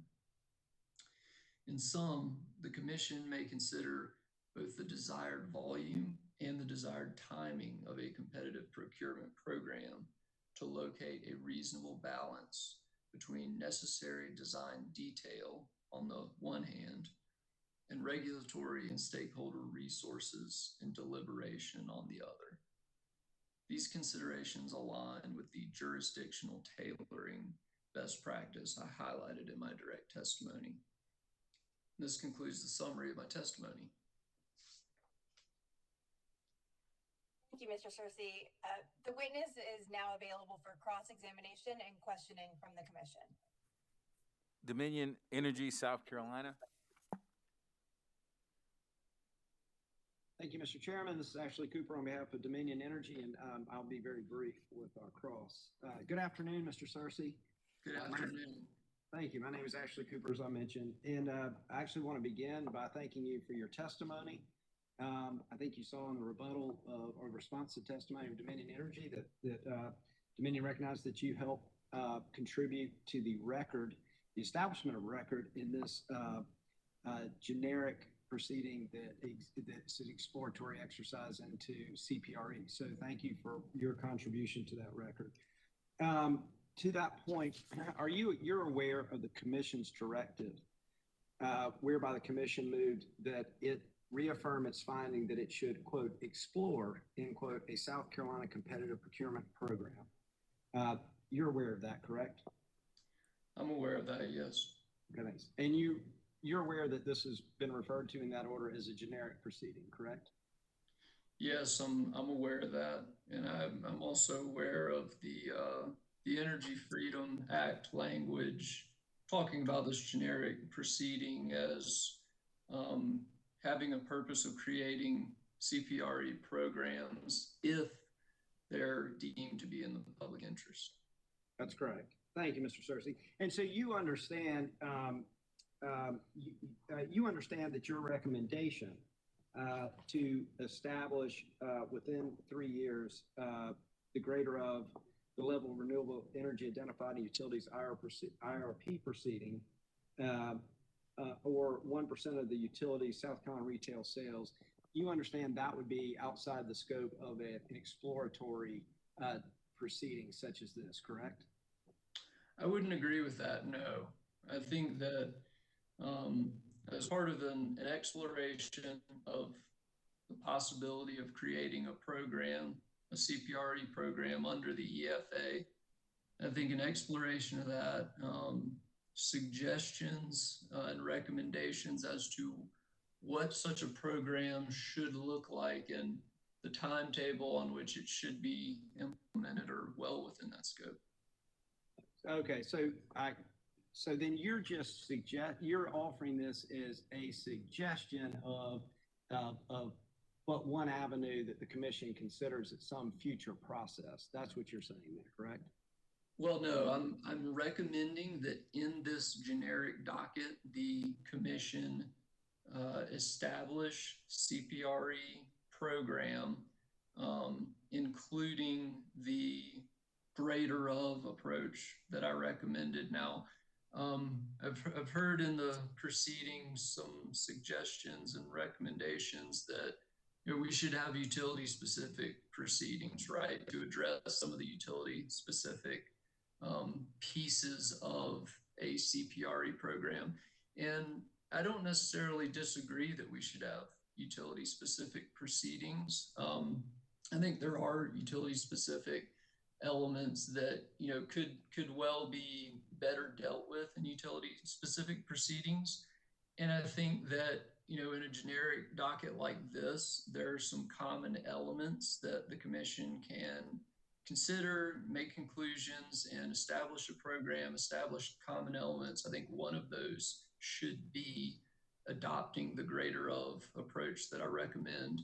But I think you could also afterwards open up those utility specific dockets to then further flesh out for each utility on top of those common elements that the commission decided in this generic proceeding. Okay, thank you, Mr. Searcy. Well, then at least you'll understand, maybe we could agree that it's Dominion Energy's position that a generic docket to quote explore, end quote, does not provide, in terms of due process, does not provide sufficient notice and the opportunity for all parties to comment on such a proposal as you put forward in this proceeding. I've read and heard that that's Dominion's position, yes. Okay. Thank you, Mr. Searcy. With that, Mr. Chairman, I have no more questions for this witness. Duke Companies, please. Mr. Chairman, Rebecca Doolin for the Duke Companies. We have no questions of this witness. Thank you. Carolina Clean Energy and Business Association.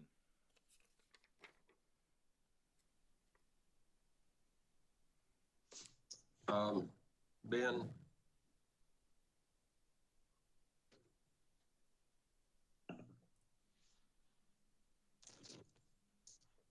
Mr. Sorry, Chairman, I was double muted. We have no questions for Mr. Searcy. Thank you. Cypress Creek Renewables, Exoplexus, Southern Current. Mr. Chairman, we have no questions, but thank you. Yes, sir. Johnson Development Associates. Mr. Chairman, we don't have any questions. Thank you. South Carolina Coastal Conservation League and Southern Alliance for Clean Energy.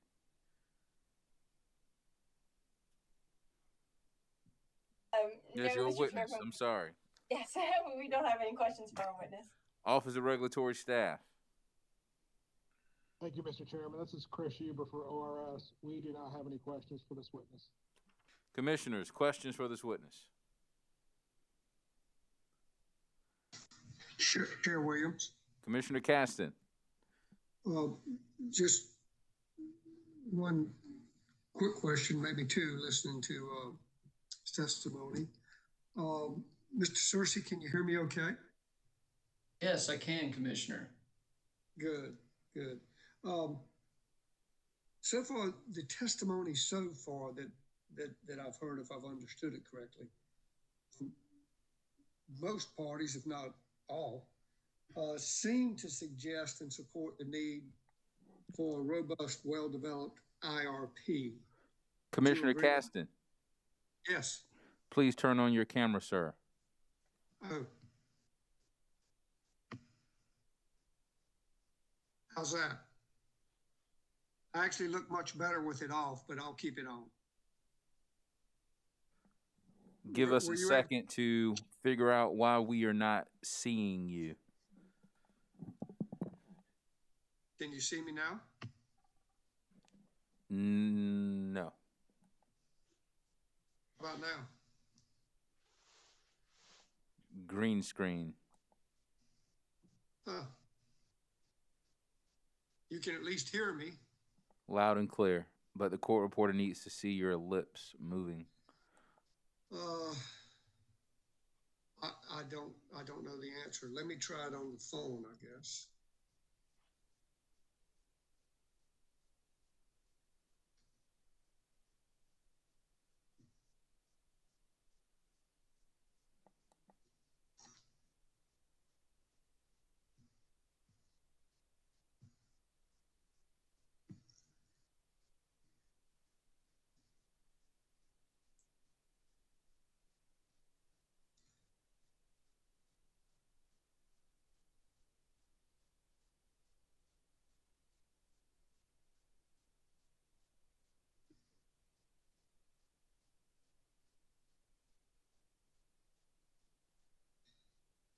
I apologize. I don't know what else to do here. We're working on it from our end. Just bear with us. Okay, I'm gonna see if I can do it via the cell phone.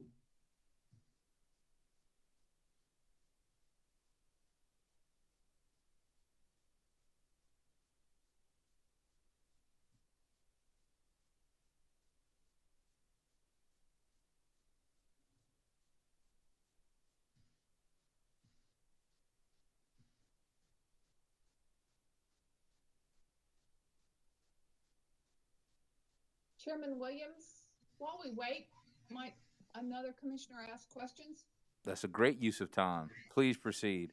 I agree. Thank you. Mr. Searcy, good to see you. Can you see me and hear me? It looks like I'm frozen right now. Yes, I can see you and hear you, Commissioner. Good to see you as well. Okay, great. I really, that we've had other testimony regarding both the time frame to create a CPRE program as well as the cost implications and the cost implications from a public interest perspective. Are you able to add any more on both of those buckets? Is that something that you would like to? Okay. Sure. I can speak to both of those elements. So on time frame, one of the things that I cover in my testimony and that I think is important to appreciate here regarding a potential CPRE Mr. program. Searcy? Oh, sorry. No, we're just having some issues here. Please proceed.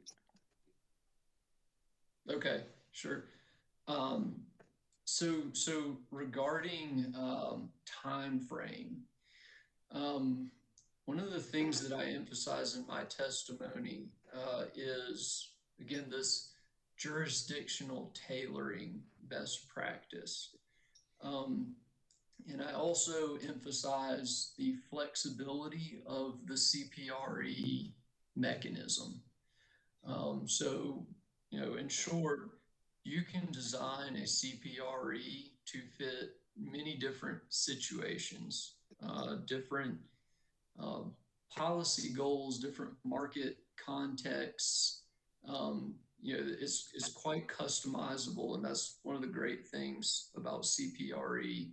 And so, as regards to timetable, I think that there's an opportunity if a CPRE that the commission were contemplating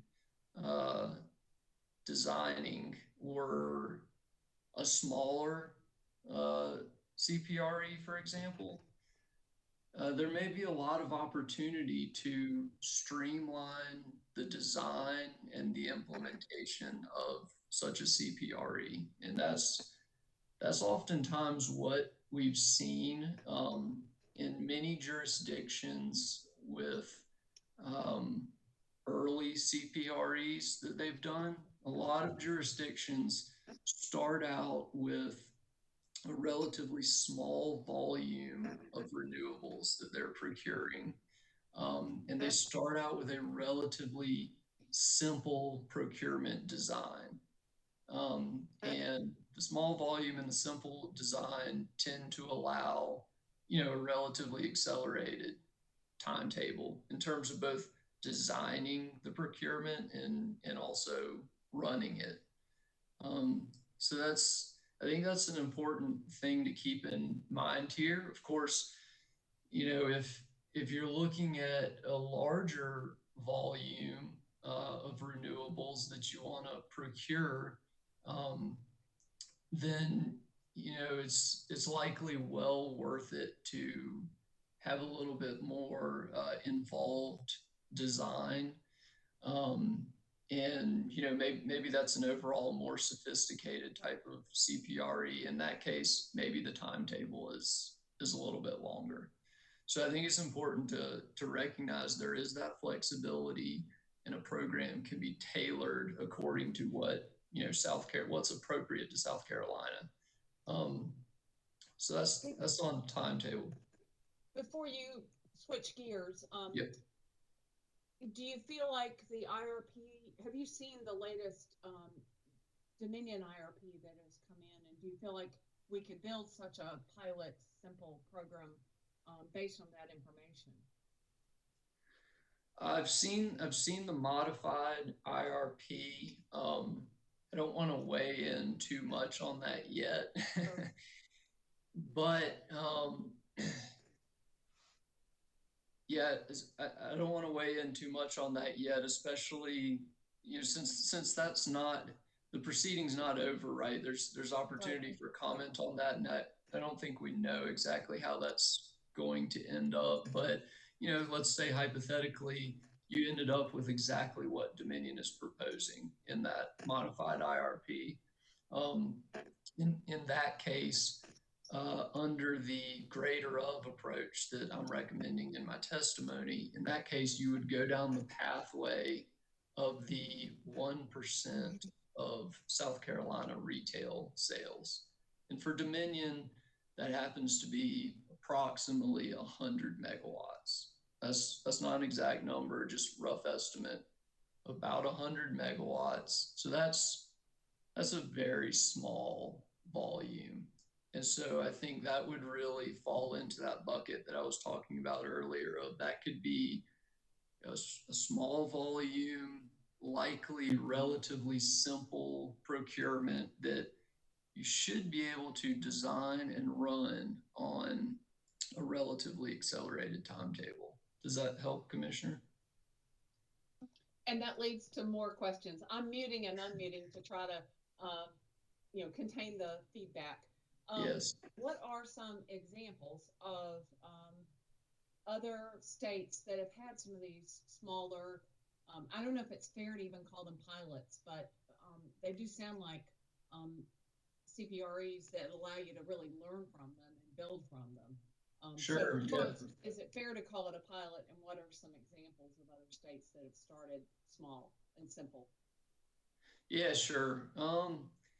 I don't know. I guess the term pilot is just sort of semantics. I don't know that I would use that term in the literature. In my research, I've often seen early stage as a term that's used. As far as other states or utilities, I cite a good number of states and utilities in my testimony that have done CPRE programs, and some of those were bigger programs and some of them were smaller. A few of them off the top of my head that were smaller.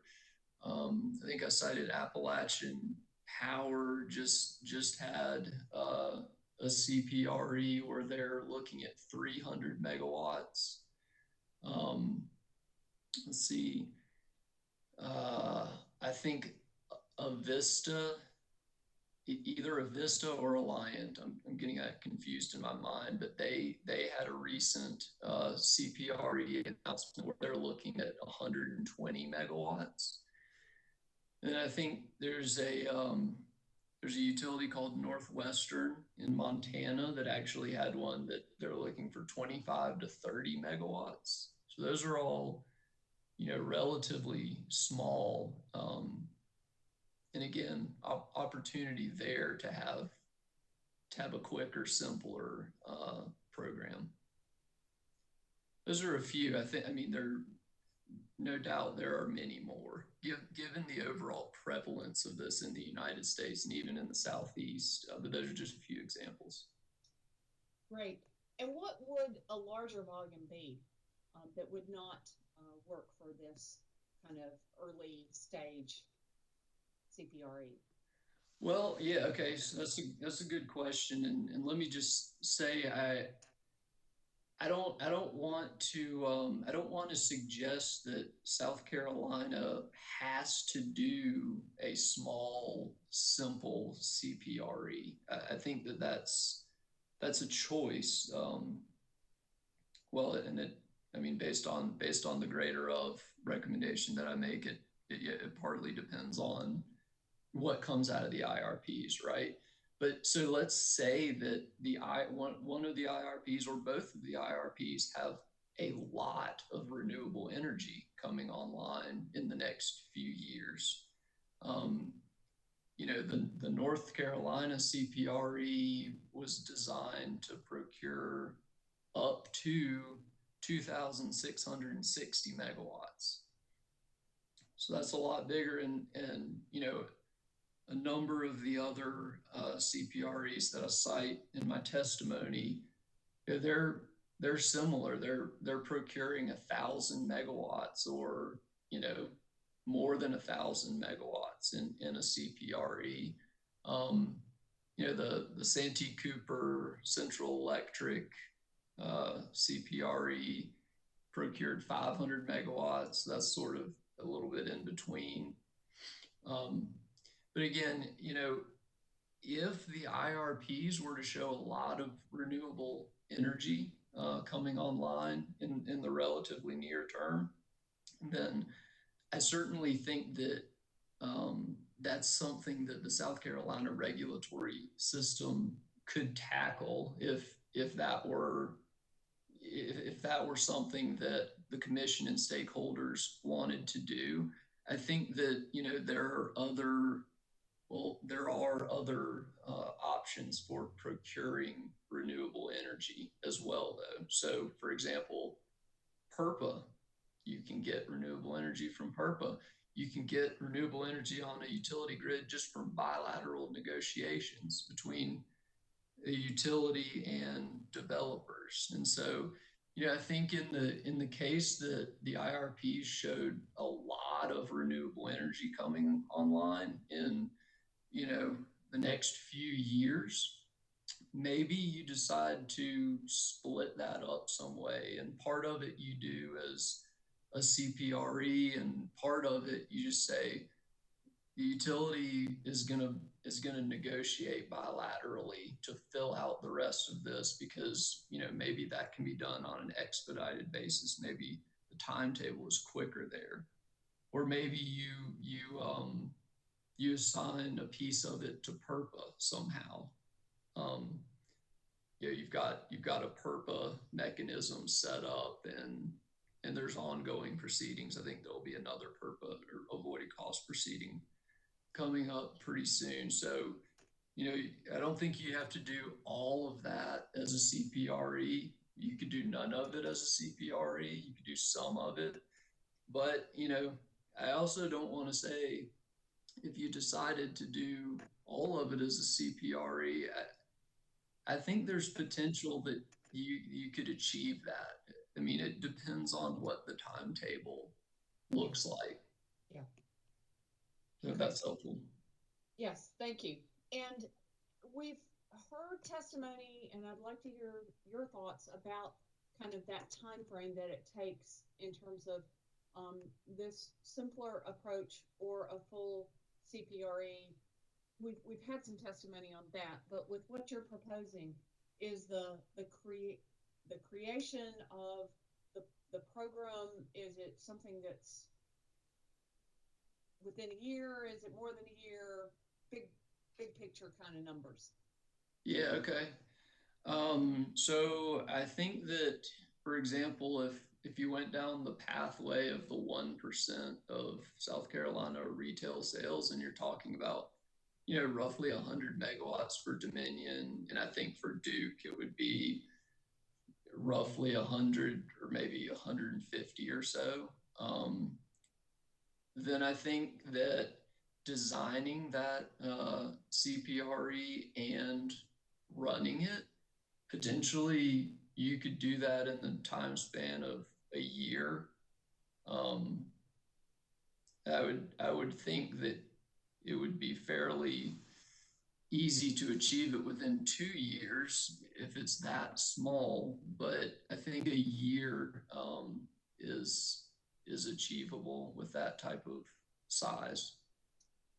And just to be clear, you're talking about a year to design the program and to go out for bids, but not to get into construction. It's just right, that to design the program, to run the entire thing, and have contracts in place, and then you still do have to do interconnection and constructing the project. So I think if that's 2 years for those steps, maybe 3 years as a whole, under a 1% CPRE, I think it would be manageable and achievable to do that entire thing in the next 3 years for that volume.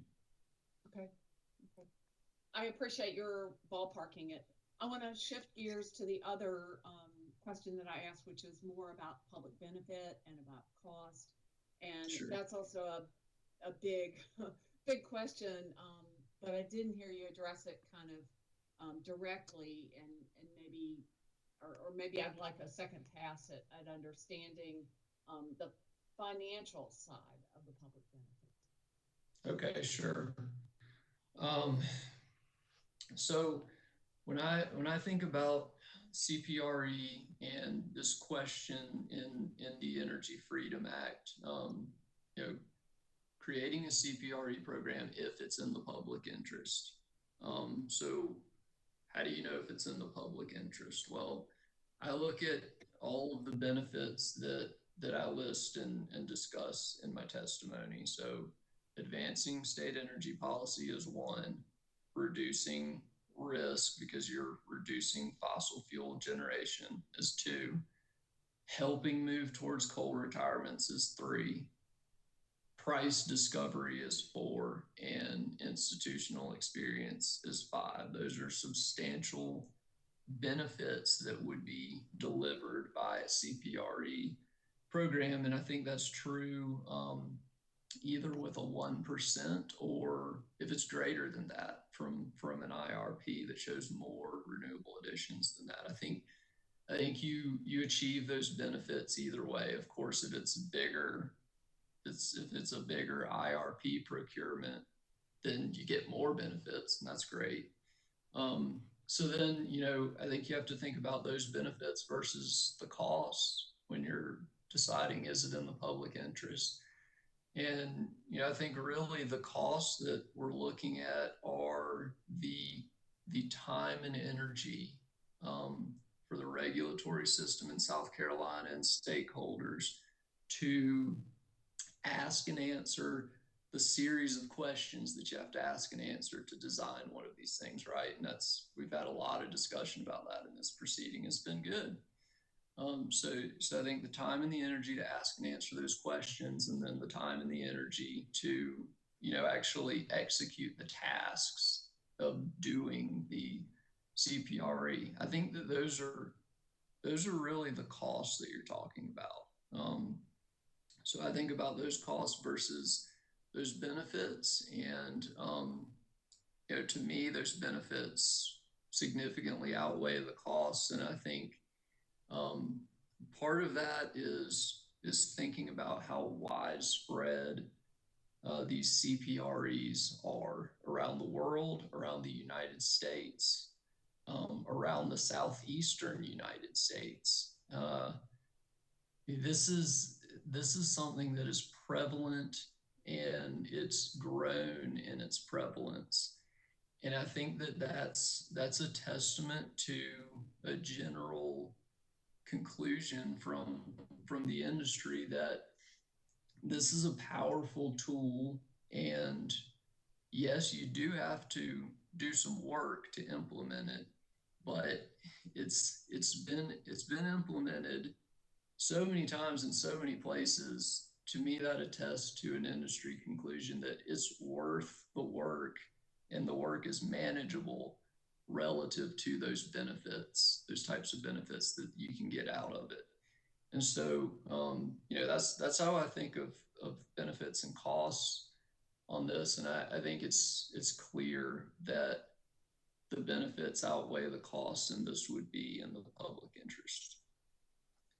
I have one more thought on costs here, because I know there's been discussion on, what about the price of the renewable energy versus what it's displacing on the system. What if they're not exactly equal? What if the renewable energy is a little bit more expensive? Or and so I just want to point out, and this is in my testimony and other witnesses have talked about it, but you can put a cost cap on the CPRE if you choose to.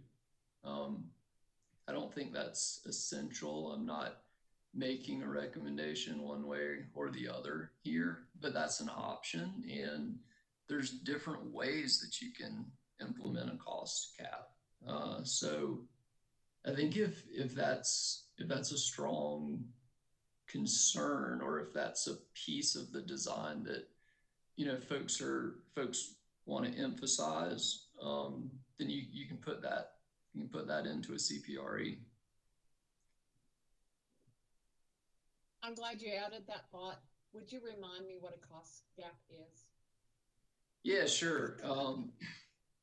So a cost cap would be, I'll try to talk about it generically, because like I said, you can do this in different ways. But it would be a mechanism within the design of the CPRE itself that ensures that you're not going to procure anything that goes outside of your cost cap. So like if you set a cost cap at $40 a megawatt hour, for example, then that would be saying you wouldn't accept bids for projects that cost more than $40 a megawatt hour. So that you're going to get renewable energy that costs that much or less. So that's what a cost cap is in a nutshell. Like I said, that's just one example. You could structure it in different ways. Witness Cersei, thank you very much. Appreciate it. Thank you, Commissioner. No more questions. Chairman Williams. Mr. Chairman. Commissioner Irvin. Thank you, sir. Mr. Cersei, good to have you with us today. Thank you, Commissioner. Good to be here. Just to follow up on Commissioner Williams' last question, I would like to get you to speak to potential savings for ratepayers if you put in a cost cap in a proceeding. Could you specify that it be under avoided cost? You could. That would be one way to structure a cost cap. You could say it's got to come in at below avoided cost, but there are other ways as well. Are other jurisdictions currently doing that? You mean just generally including cost caps in CPREs?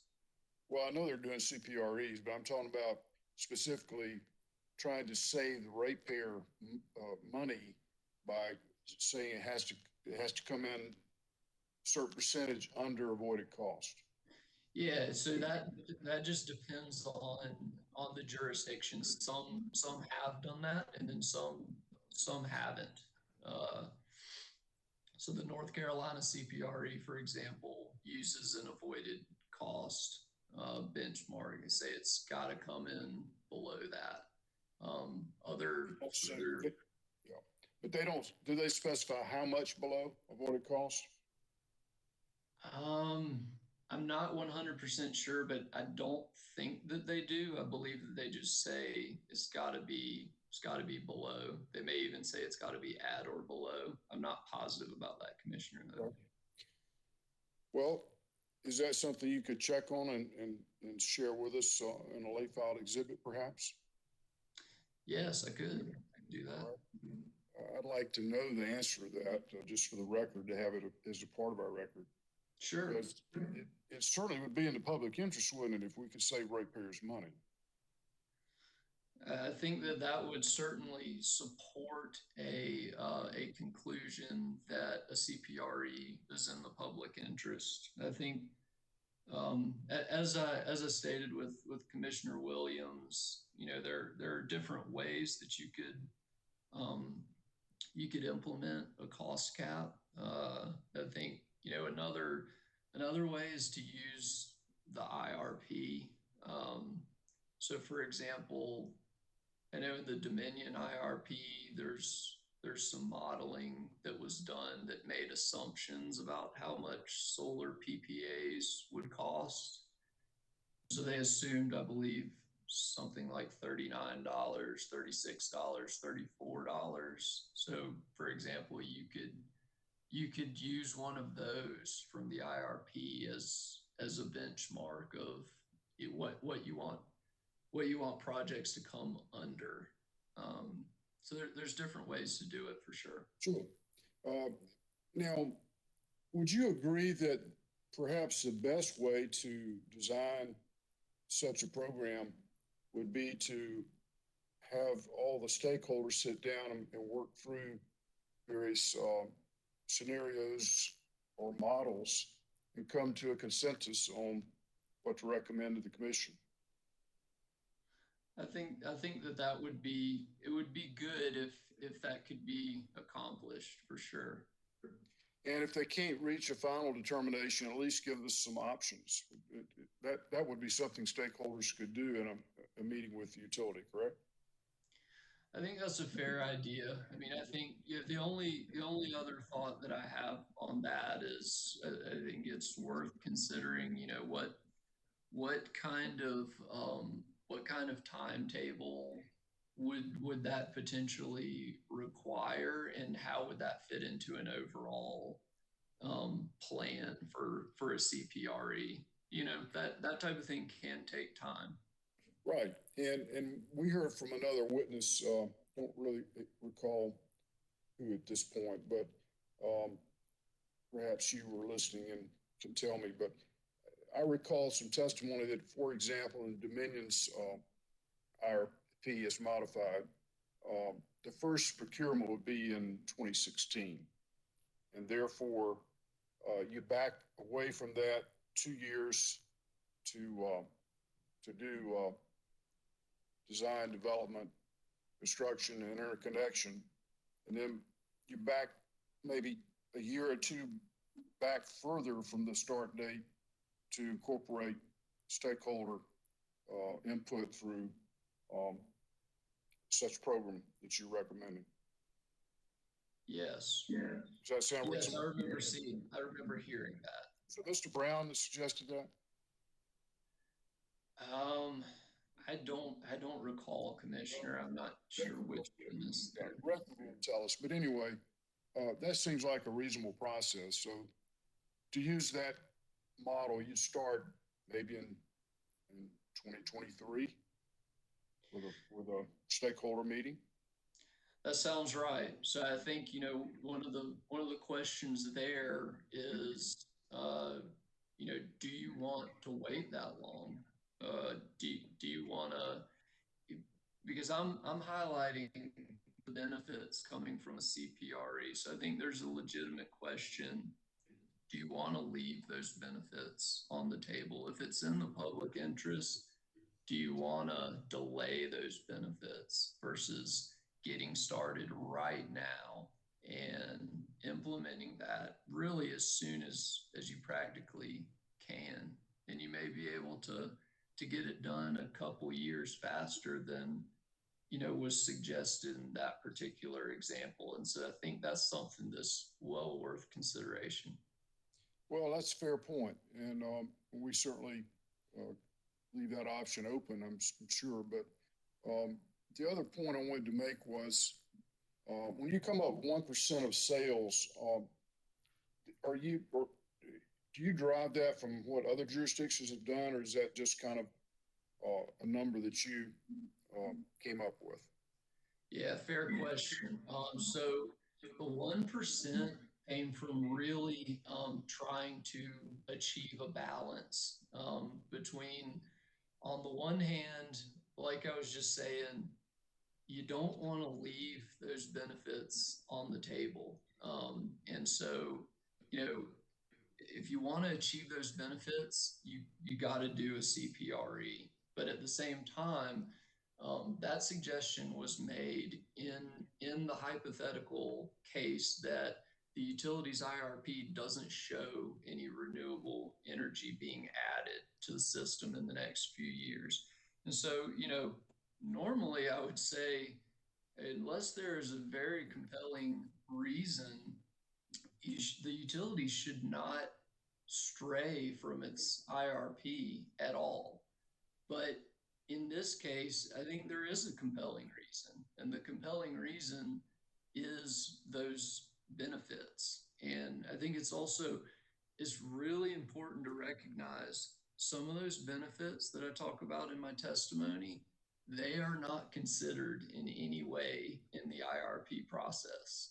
And so, I think if you take the IRP and you say, well, if the IRP doesn't identify anything, then we just can't do a CPRE. You're missing some of those benefits. You're not even giving them consideration. And the examples that I would give are price discovery and the institutional experience. Those are benefits of CPRE not considered in any way in the integrated resource planning process. So again, that 1% is what I think is a reasonable balance between, on the one hand, you would not want to stray from the most reasonable and prudent plan. But then on the other hand, you don't want to give these benefits up and you don't want to delay them. So that's a regulatory dilemma. And I think that 1% is a reasonable way to balance those things. Could you argue for a different number there? Yes. I think if you go really below 1%, that's becoming so small that you'd start to lose the benefits if you go too far below 1%. But then on the other hand, you go up to 2 or 3%, then maybe you feel like you're straying in a more substantial way from the IRP. But I think you could potentially make a case for 2 or 3%. So that's yeah. I guess what the thing that I just heard from you, and I think this certainly is in the public interest, and that is price discovery. That's something that we really don't know unless we have a process like you described, correct? Yes, I agree. And, that's, as you probably remember, that's something that came up in the Dominion IRP case, right? We had a big debate about how much does renewable energy cost?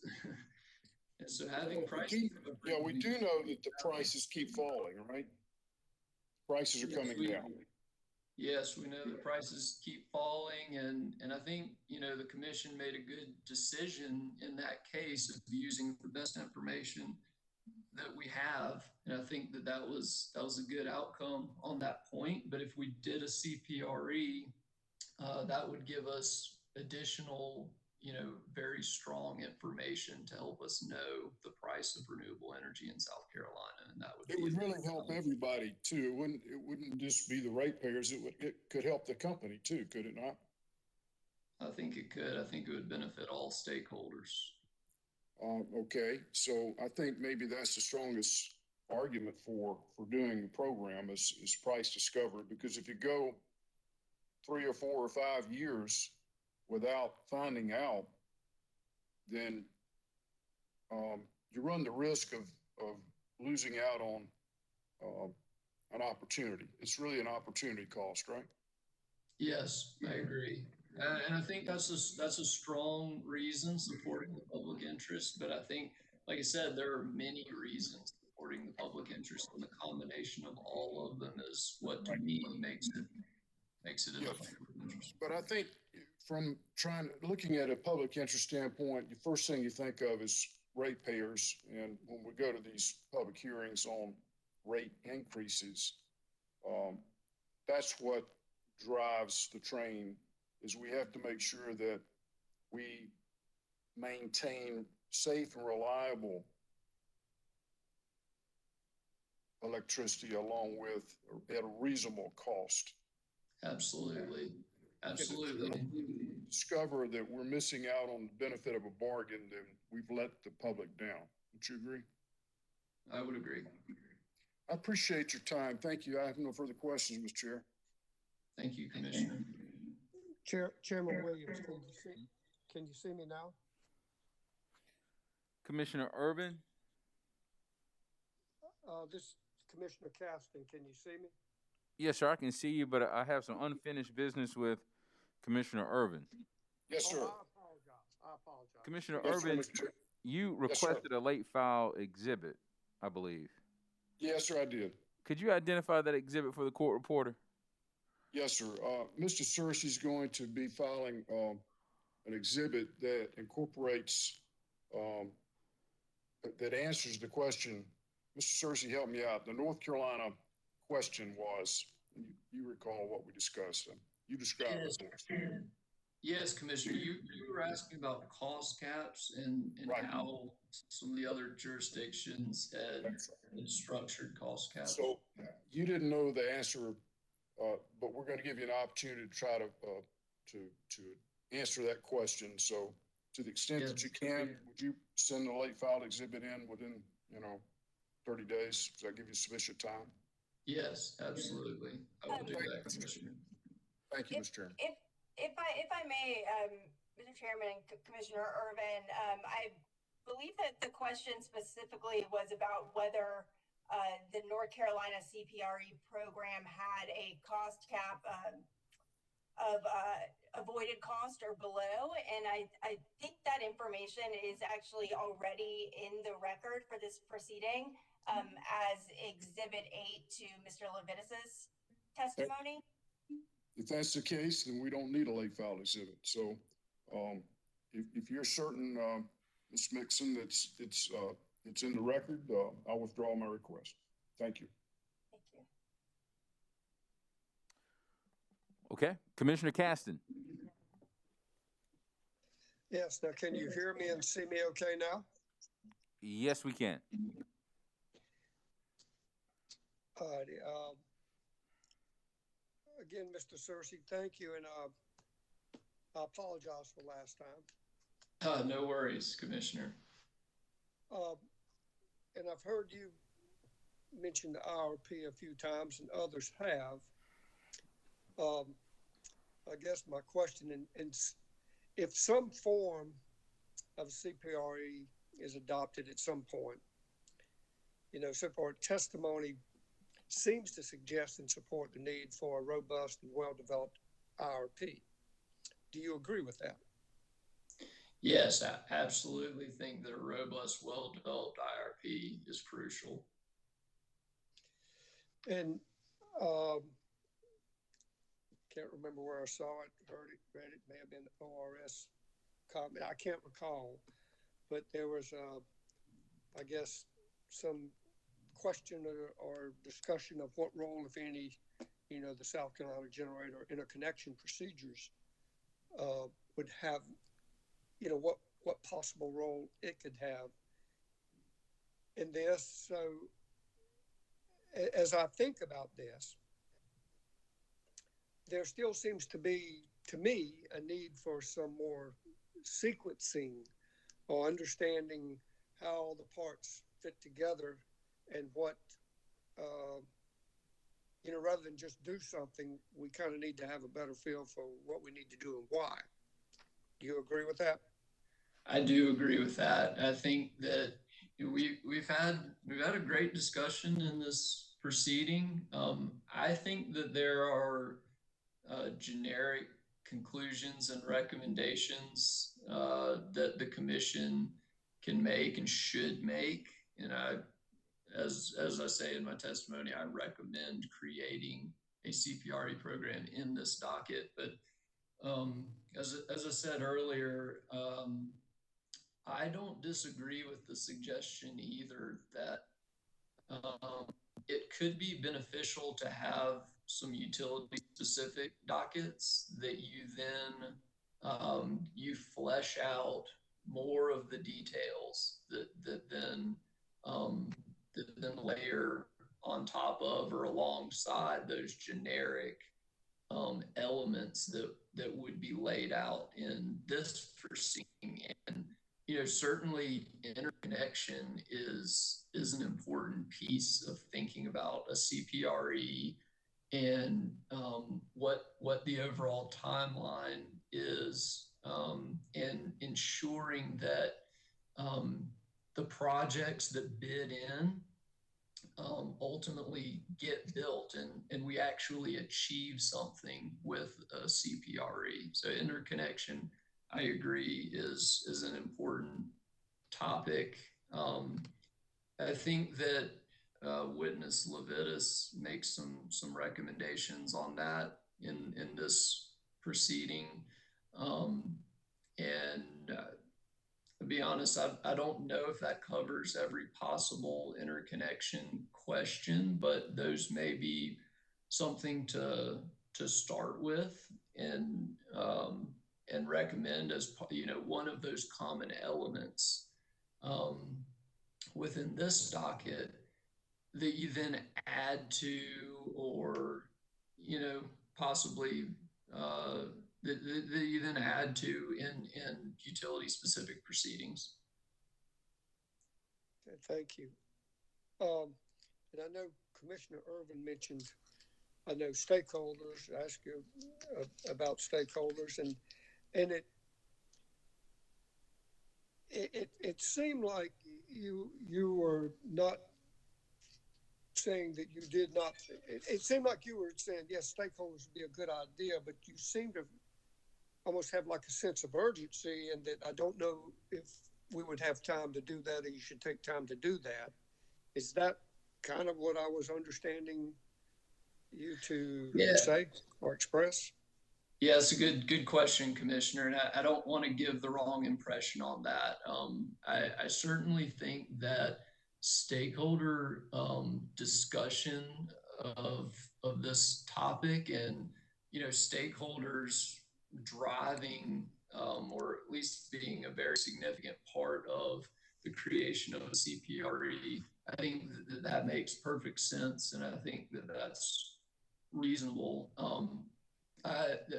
What I was trying to point out earlier is, depending on what that stakeholder process looks like and how it's structured, how it's administered, and the timetable, the time that is being allotted to go through that, I think it's well worth thinking about. Does that fit into the overall timetable that the commission would like to see for a CPRE? And if that's something that that seems like it needs to be accelerated, perhaps with commission procedure that organizes and manages that stakeholder conversation in order to make sure that it gets done on a timetable that works with what the commission wants to achieve, then that may be a good idea as well. I understand. I can't speak for anyone but me, And I know we have some things that statutorily have dates and time limits that, you know, we have to do things by. Outside of that, my personal view is I would rather do things well and right than fast. Yes. Not that I'm slow. So, and when it comes to stakeholders, it is, again, just an opinion, but I tend to, it's not always an easy process. It's not always a fast process, not always a fun process. But I'm more inclined to have a broad range of stakeholders and not just a few. A few certainly can make it go easier or quicker. As it's been said before, a dictatorship is always more efficient. But if you're not the dictator, it's not very fun. So I really believe if we proceed down this road, if the commission thinks this is something worth pursuing or considering, that it ought to be done with due diligence and a prudent style. And I do hope that in this and other things, we do consider that broad range of stakeholders, because all the customers, I mean, of course you can't have all the customers in a stakeholder process, but you know, you've got a bunch of different interests, and I would rather not leave out one interest at the expense of another included. Anyway, that's all the questions I have. Anything else along those lines that you want to share? I think you make a fair point, Commissioner, and I absolutely support the due diligence that is required to create and undertake a successful CPRE. Thank you, and I appreciate it a lot, Mr. Searcy. Thank you, Commissioner. Mr. Chairman. Commissioner Thomas. Thank you, Mr. Chairman. And thank you, Mr. Searcy. Commissioner Irwin jumped on the stakeholder process first, which was something that I was going to ask about. So I guess what I'd like to say at this point is that much like Commissioner Irwin and Commissioner Caston, I think that is an important part of the process. And I would like to see things go in that direction, even if it does take some more time.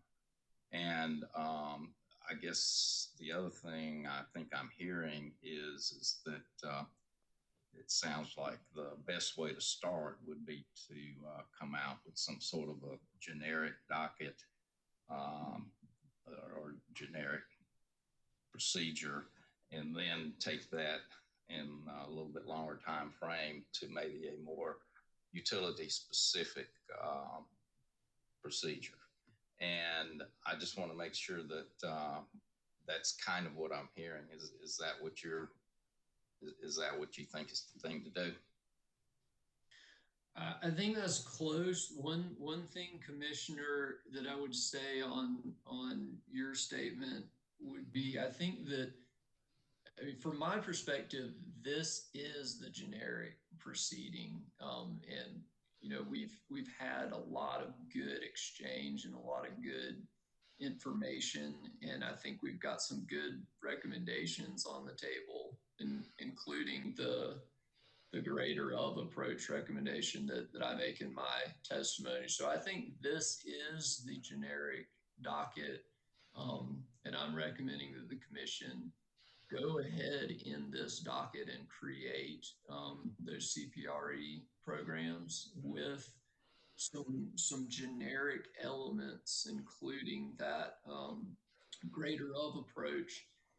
And then, you know, from there is where I was agreeing with some of the other witnesses and suggestions that from there you could open utility specific dockets to follow this one, and then build on those generic elements that were established in this docket.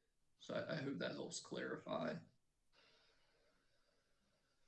Yeah, I think it does, but I guess, what I'm trying to figure out then is there a way at this point to incorporate the stakeholder process into the order that comes out of this, or is that what we have done? Or is there something that more specifically the parties can get together and make a recommendation to us that does incorporate the input from the stakeholders as a group?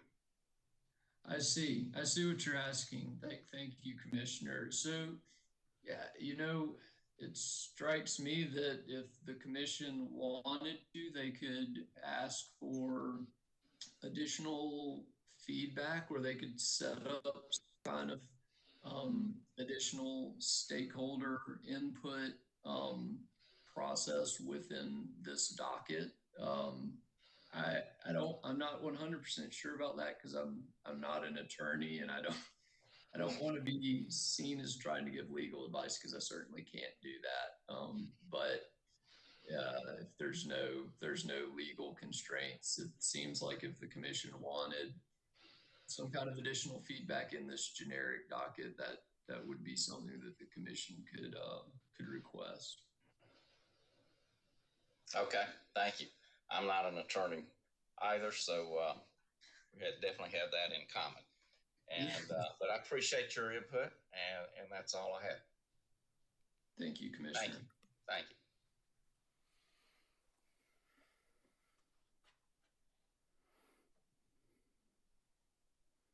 Any more commissioner questions for this witness? Hearing none, redirect. Thank you, Mr. Chairman. We don't have any redirect.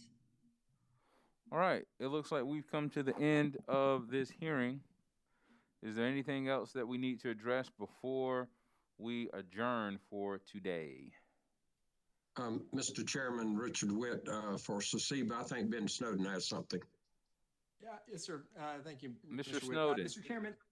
Yes, sir. Thank you, Mr. Chairman. SCIBA would request just the opportunity to confer with the other parties and about the issue of an appropriate procedural schedule going forward. There seems to be a lot of interest in sort of getting a clear path forward.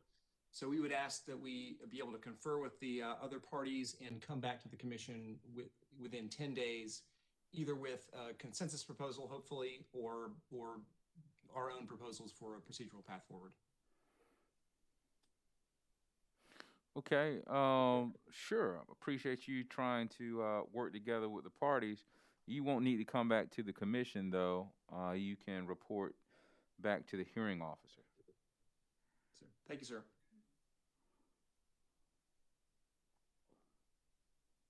Mr. Chairman?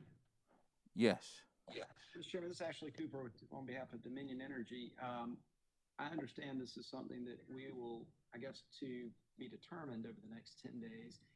Obviously, we've had no heads up and no explanation of this. It's not to say that we're opposed. It's to say we don't have enough of an understanding of what was described to really have any sort of feel of what it is we're supposed to do in the next 10 days.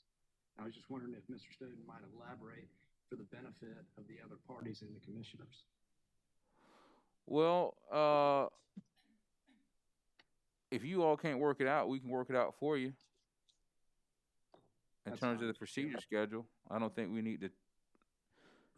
I know it's a procedural schedule for this generic proceeding. Is that what this is a procedural schedule for? Mr. Snowden. I'm happy to elaborate. I mean, certainly, CC, but we've got, we've been thinking as we've gone through this hearing. There has been a lot of discussion of, what the rules for competitive procurement should be, but there's also been a lot of discussion about how should those rules be set up? Should they be in this docket? Should they be in another docket? Should it be somewhere in between? What's the appropriate timeline? And then, of course, Mr. Searcy was talking about a stakeholder process, all that sort of thing. So it seems like there's been a lot of question about just sort of what is the appropriate path forward in this docket and potentially in the utility-specific dockets. So rather than us just come out with a proposal and have everybody respond to it, we thought it would be better to confer with the other interested parties and see if we could come up with a consensus proposal for what's an appropriate path forward here. Chair Williams. Okay, Commissioner Caston, let me hear from Mr. Cooper, and then I'll take your comments.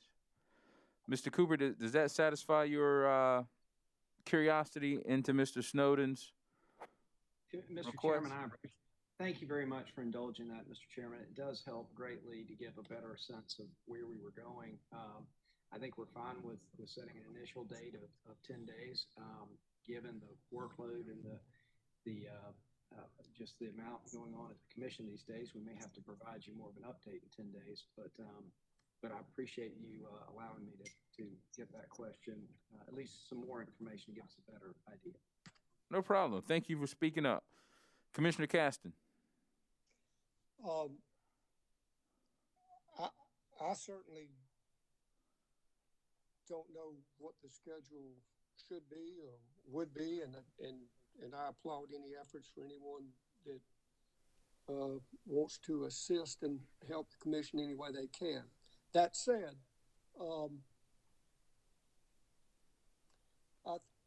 I think it would be fine for someone to submit some ideas or suggestions, but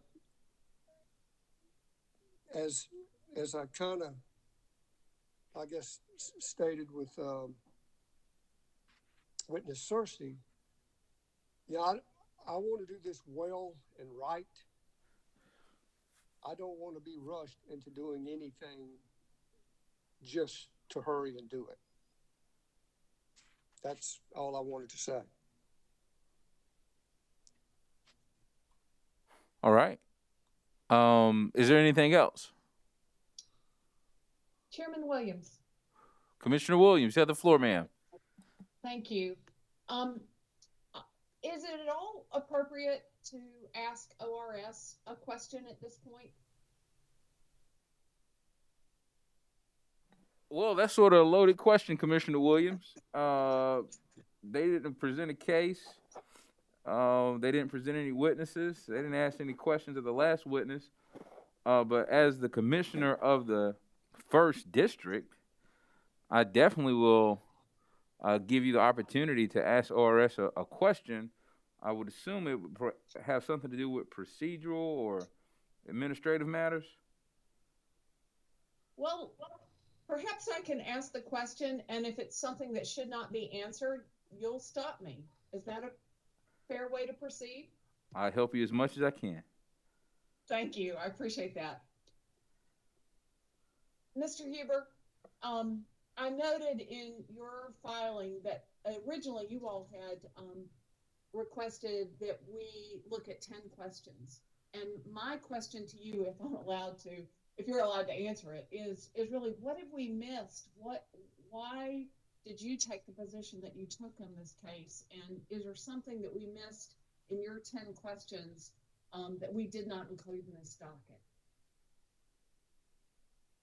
Chairman Williams, is that an appropriate question for me to ask?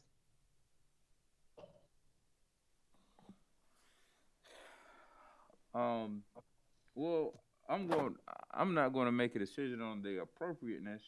You've asked a question, and Attorney Huber is more than qualified to respond, so I'm going to give him that opportunity. Thank you. Thank you, Chairman Williams and Commissioner Williams. There's been a lot of information exchanged today, and so I think everybody is processing everything that's gathered. And I think we are fine with what Mr. Snowden has proposed as far as possibly seeing if there's a procedural schedule people can agree on going forward. But we did not file any testimony, of course, in this docket at this time. But I'm not aware of anything in particular that has been addressed, but like I said, we are still processing all the information that was gathered during the hearing the last 2 days.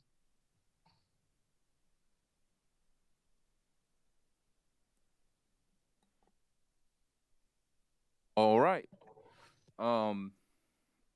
Commissioner Williams, considering Attorney Huber's fancy footwork to your question, I think it sort of speaks for itself. Is there anything else?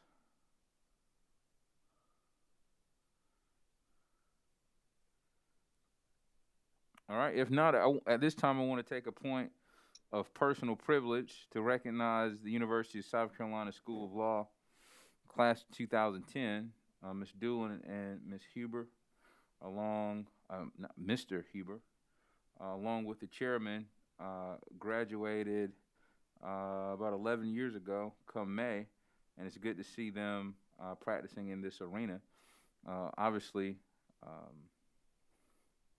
all the lawyers did a great job, but I just want to take a point of personal privilege to recognize my classmates. Thank you for your participation and professionalism, and thank you to the rest of the lawyers for your participation and professionalism.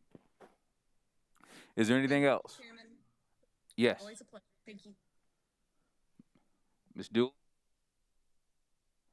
Ms. Doolin? I'll figure this out by the time we're finished. Mr. Chairman, I was just saying it's always a pleasure. Thank you for having us before you today. All right. If there's not anything else, we're going to adjourn this hearing. Have a good evening.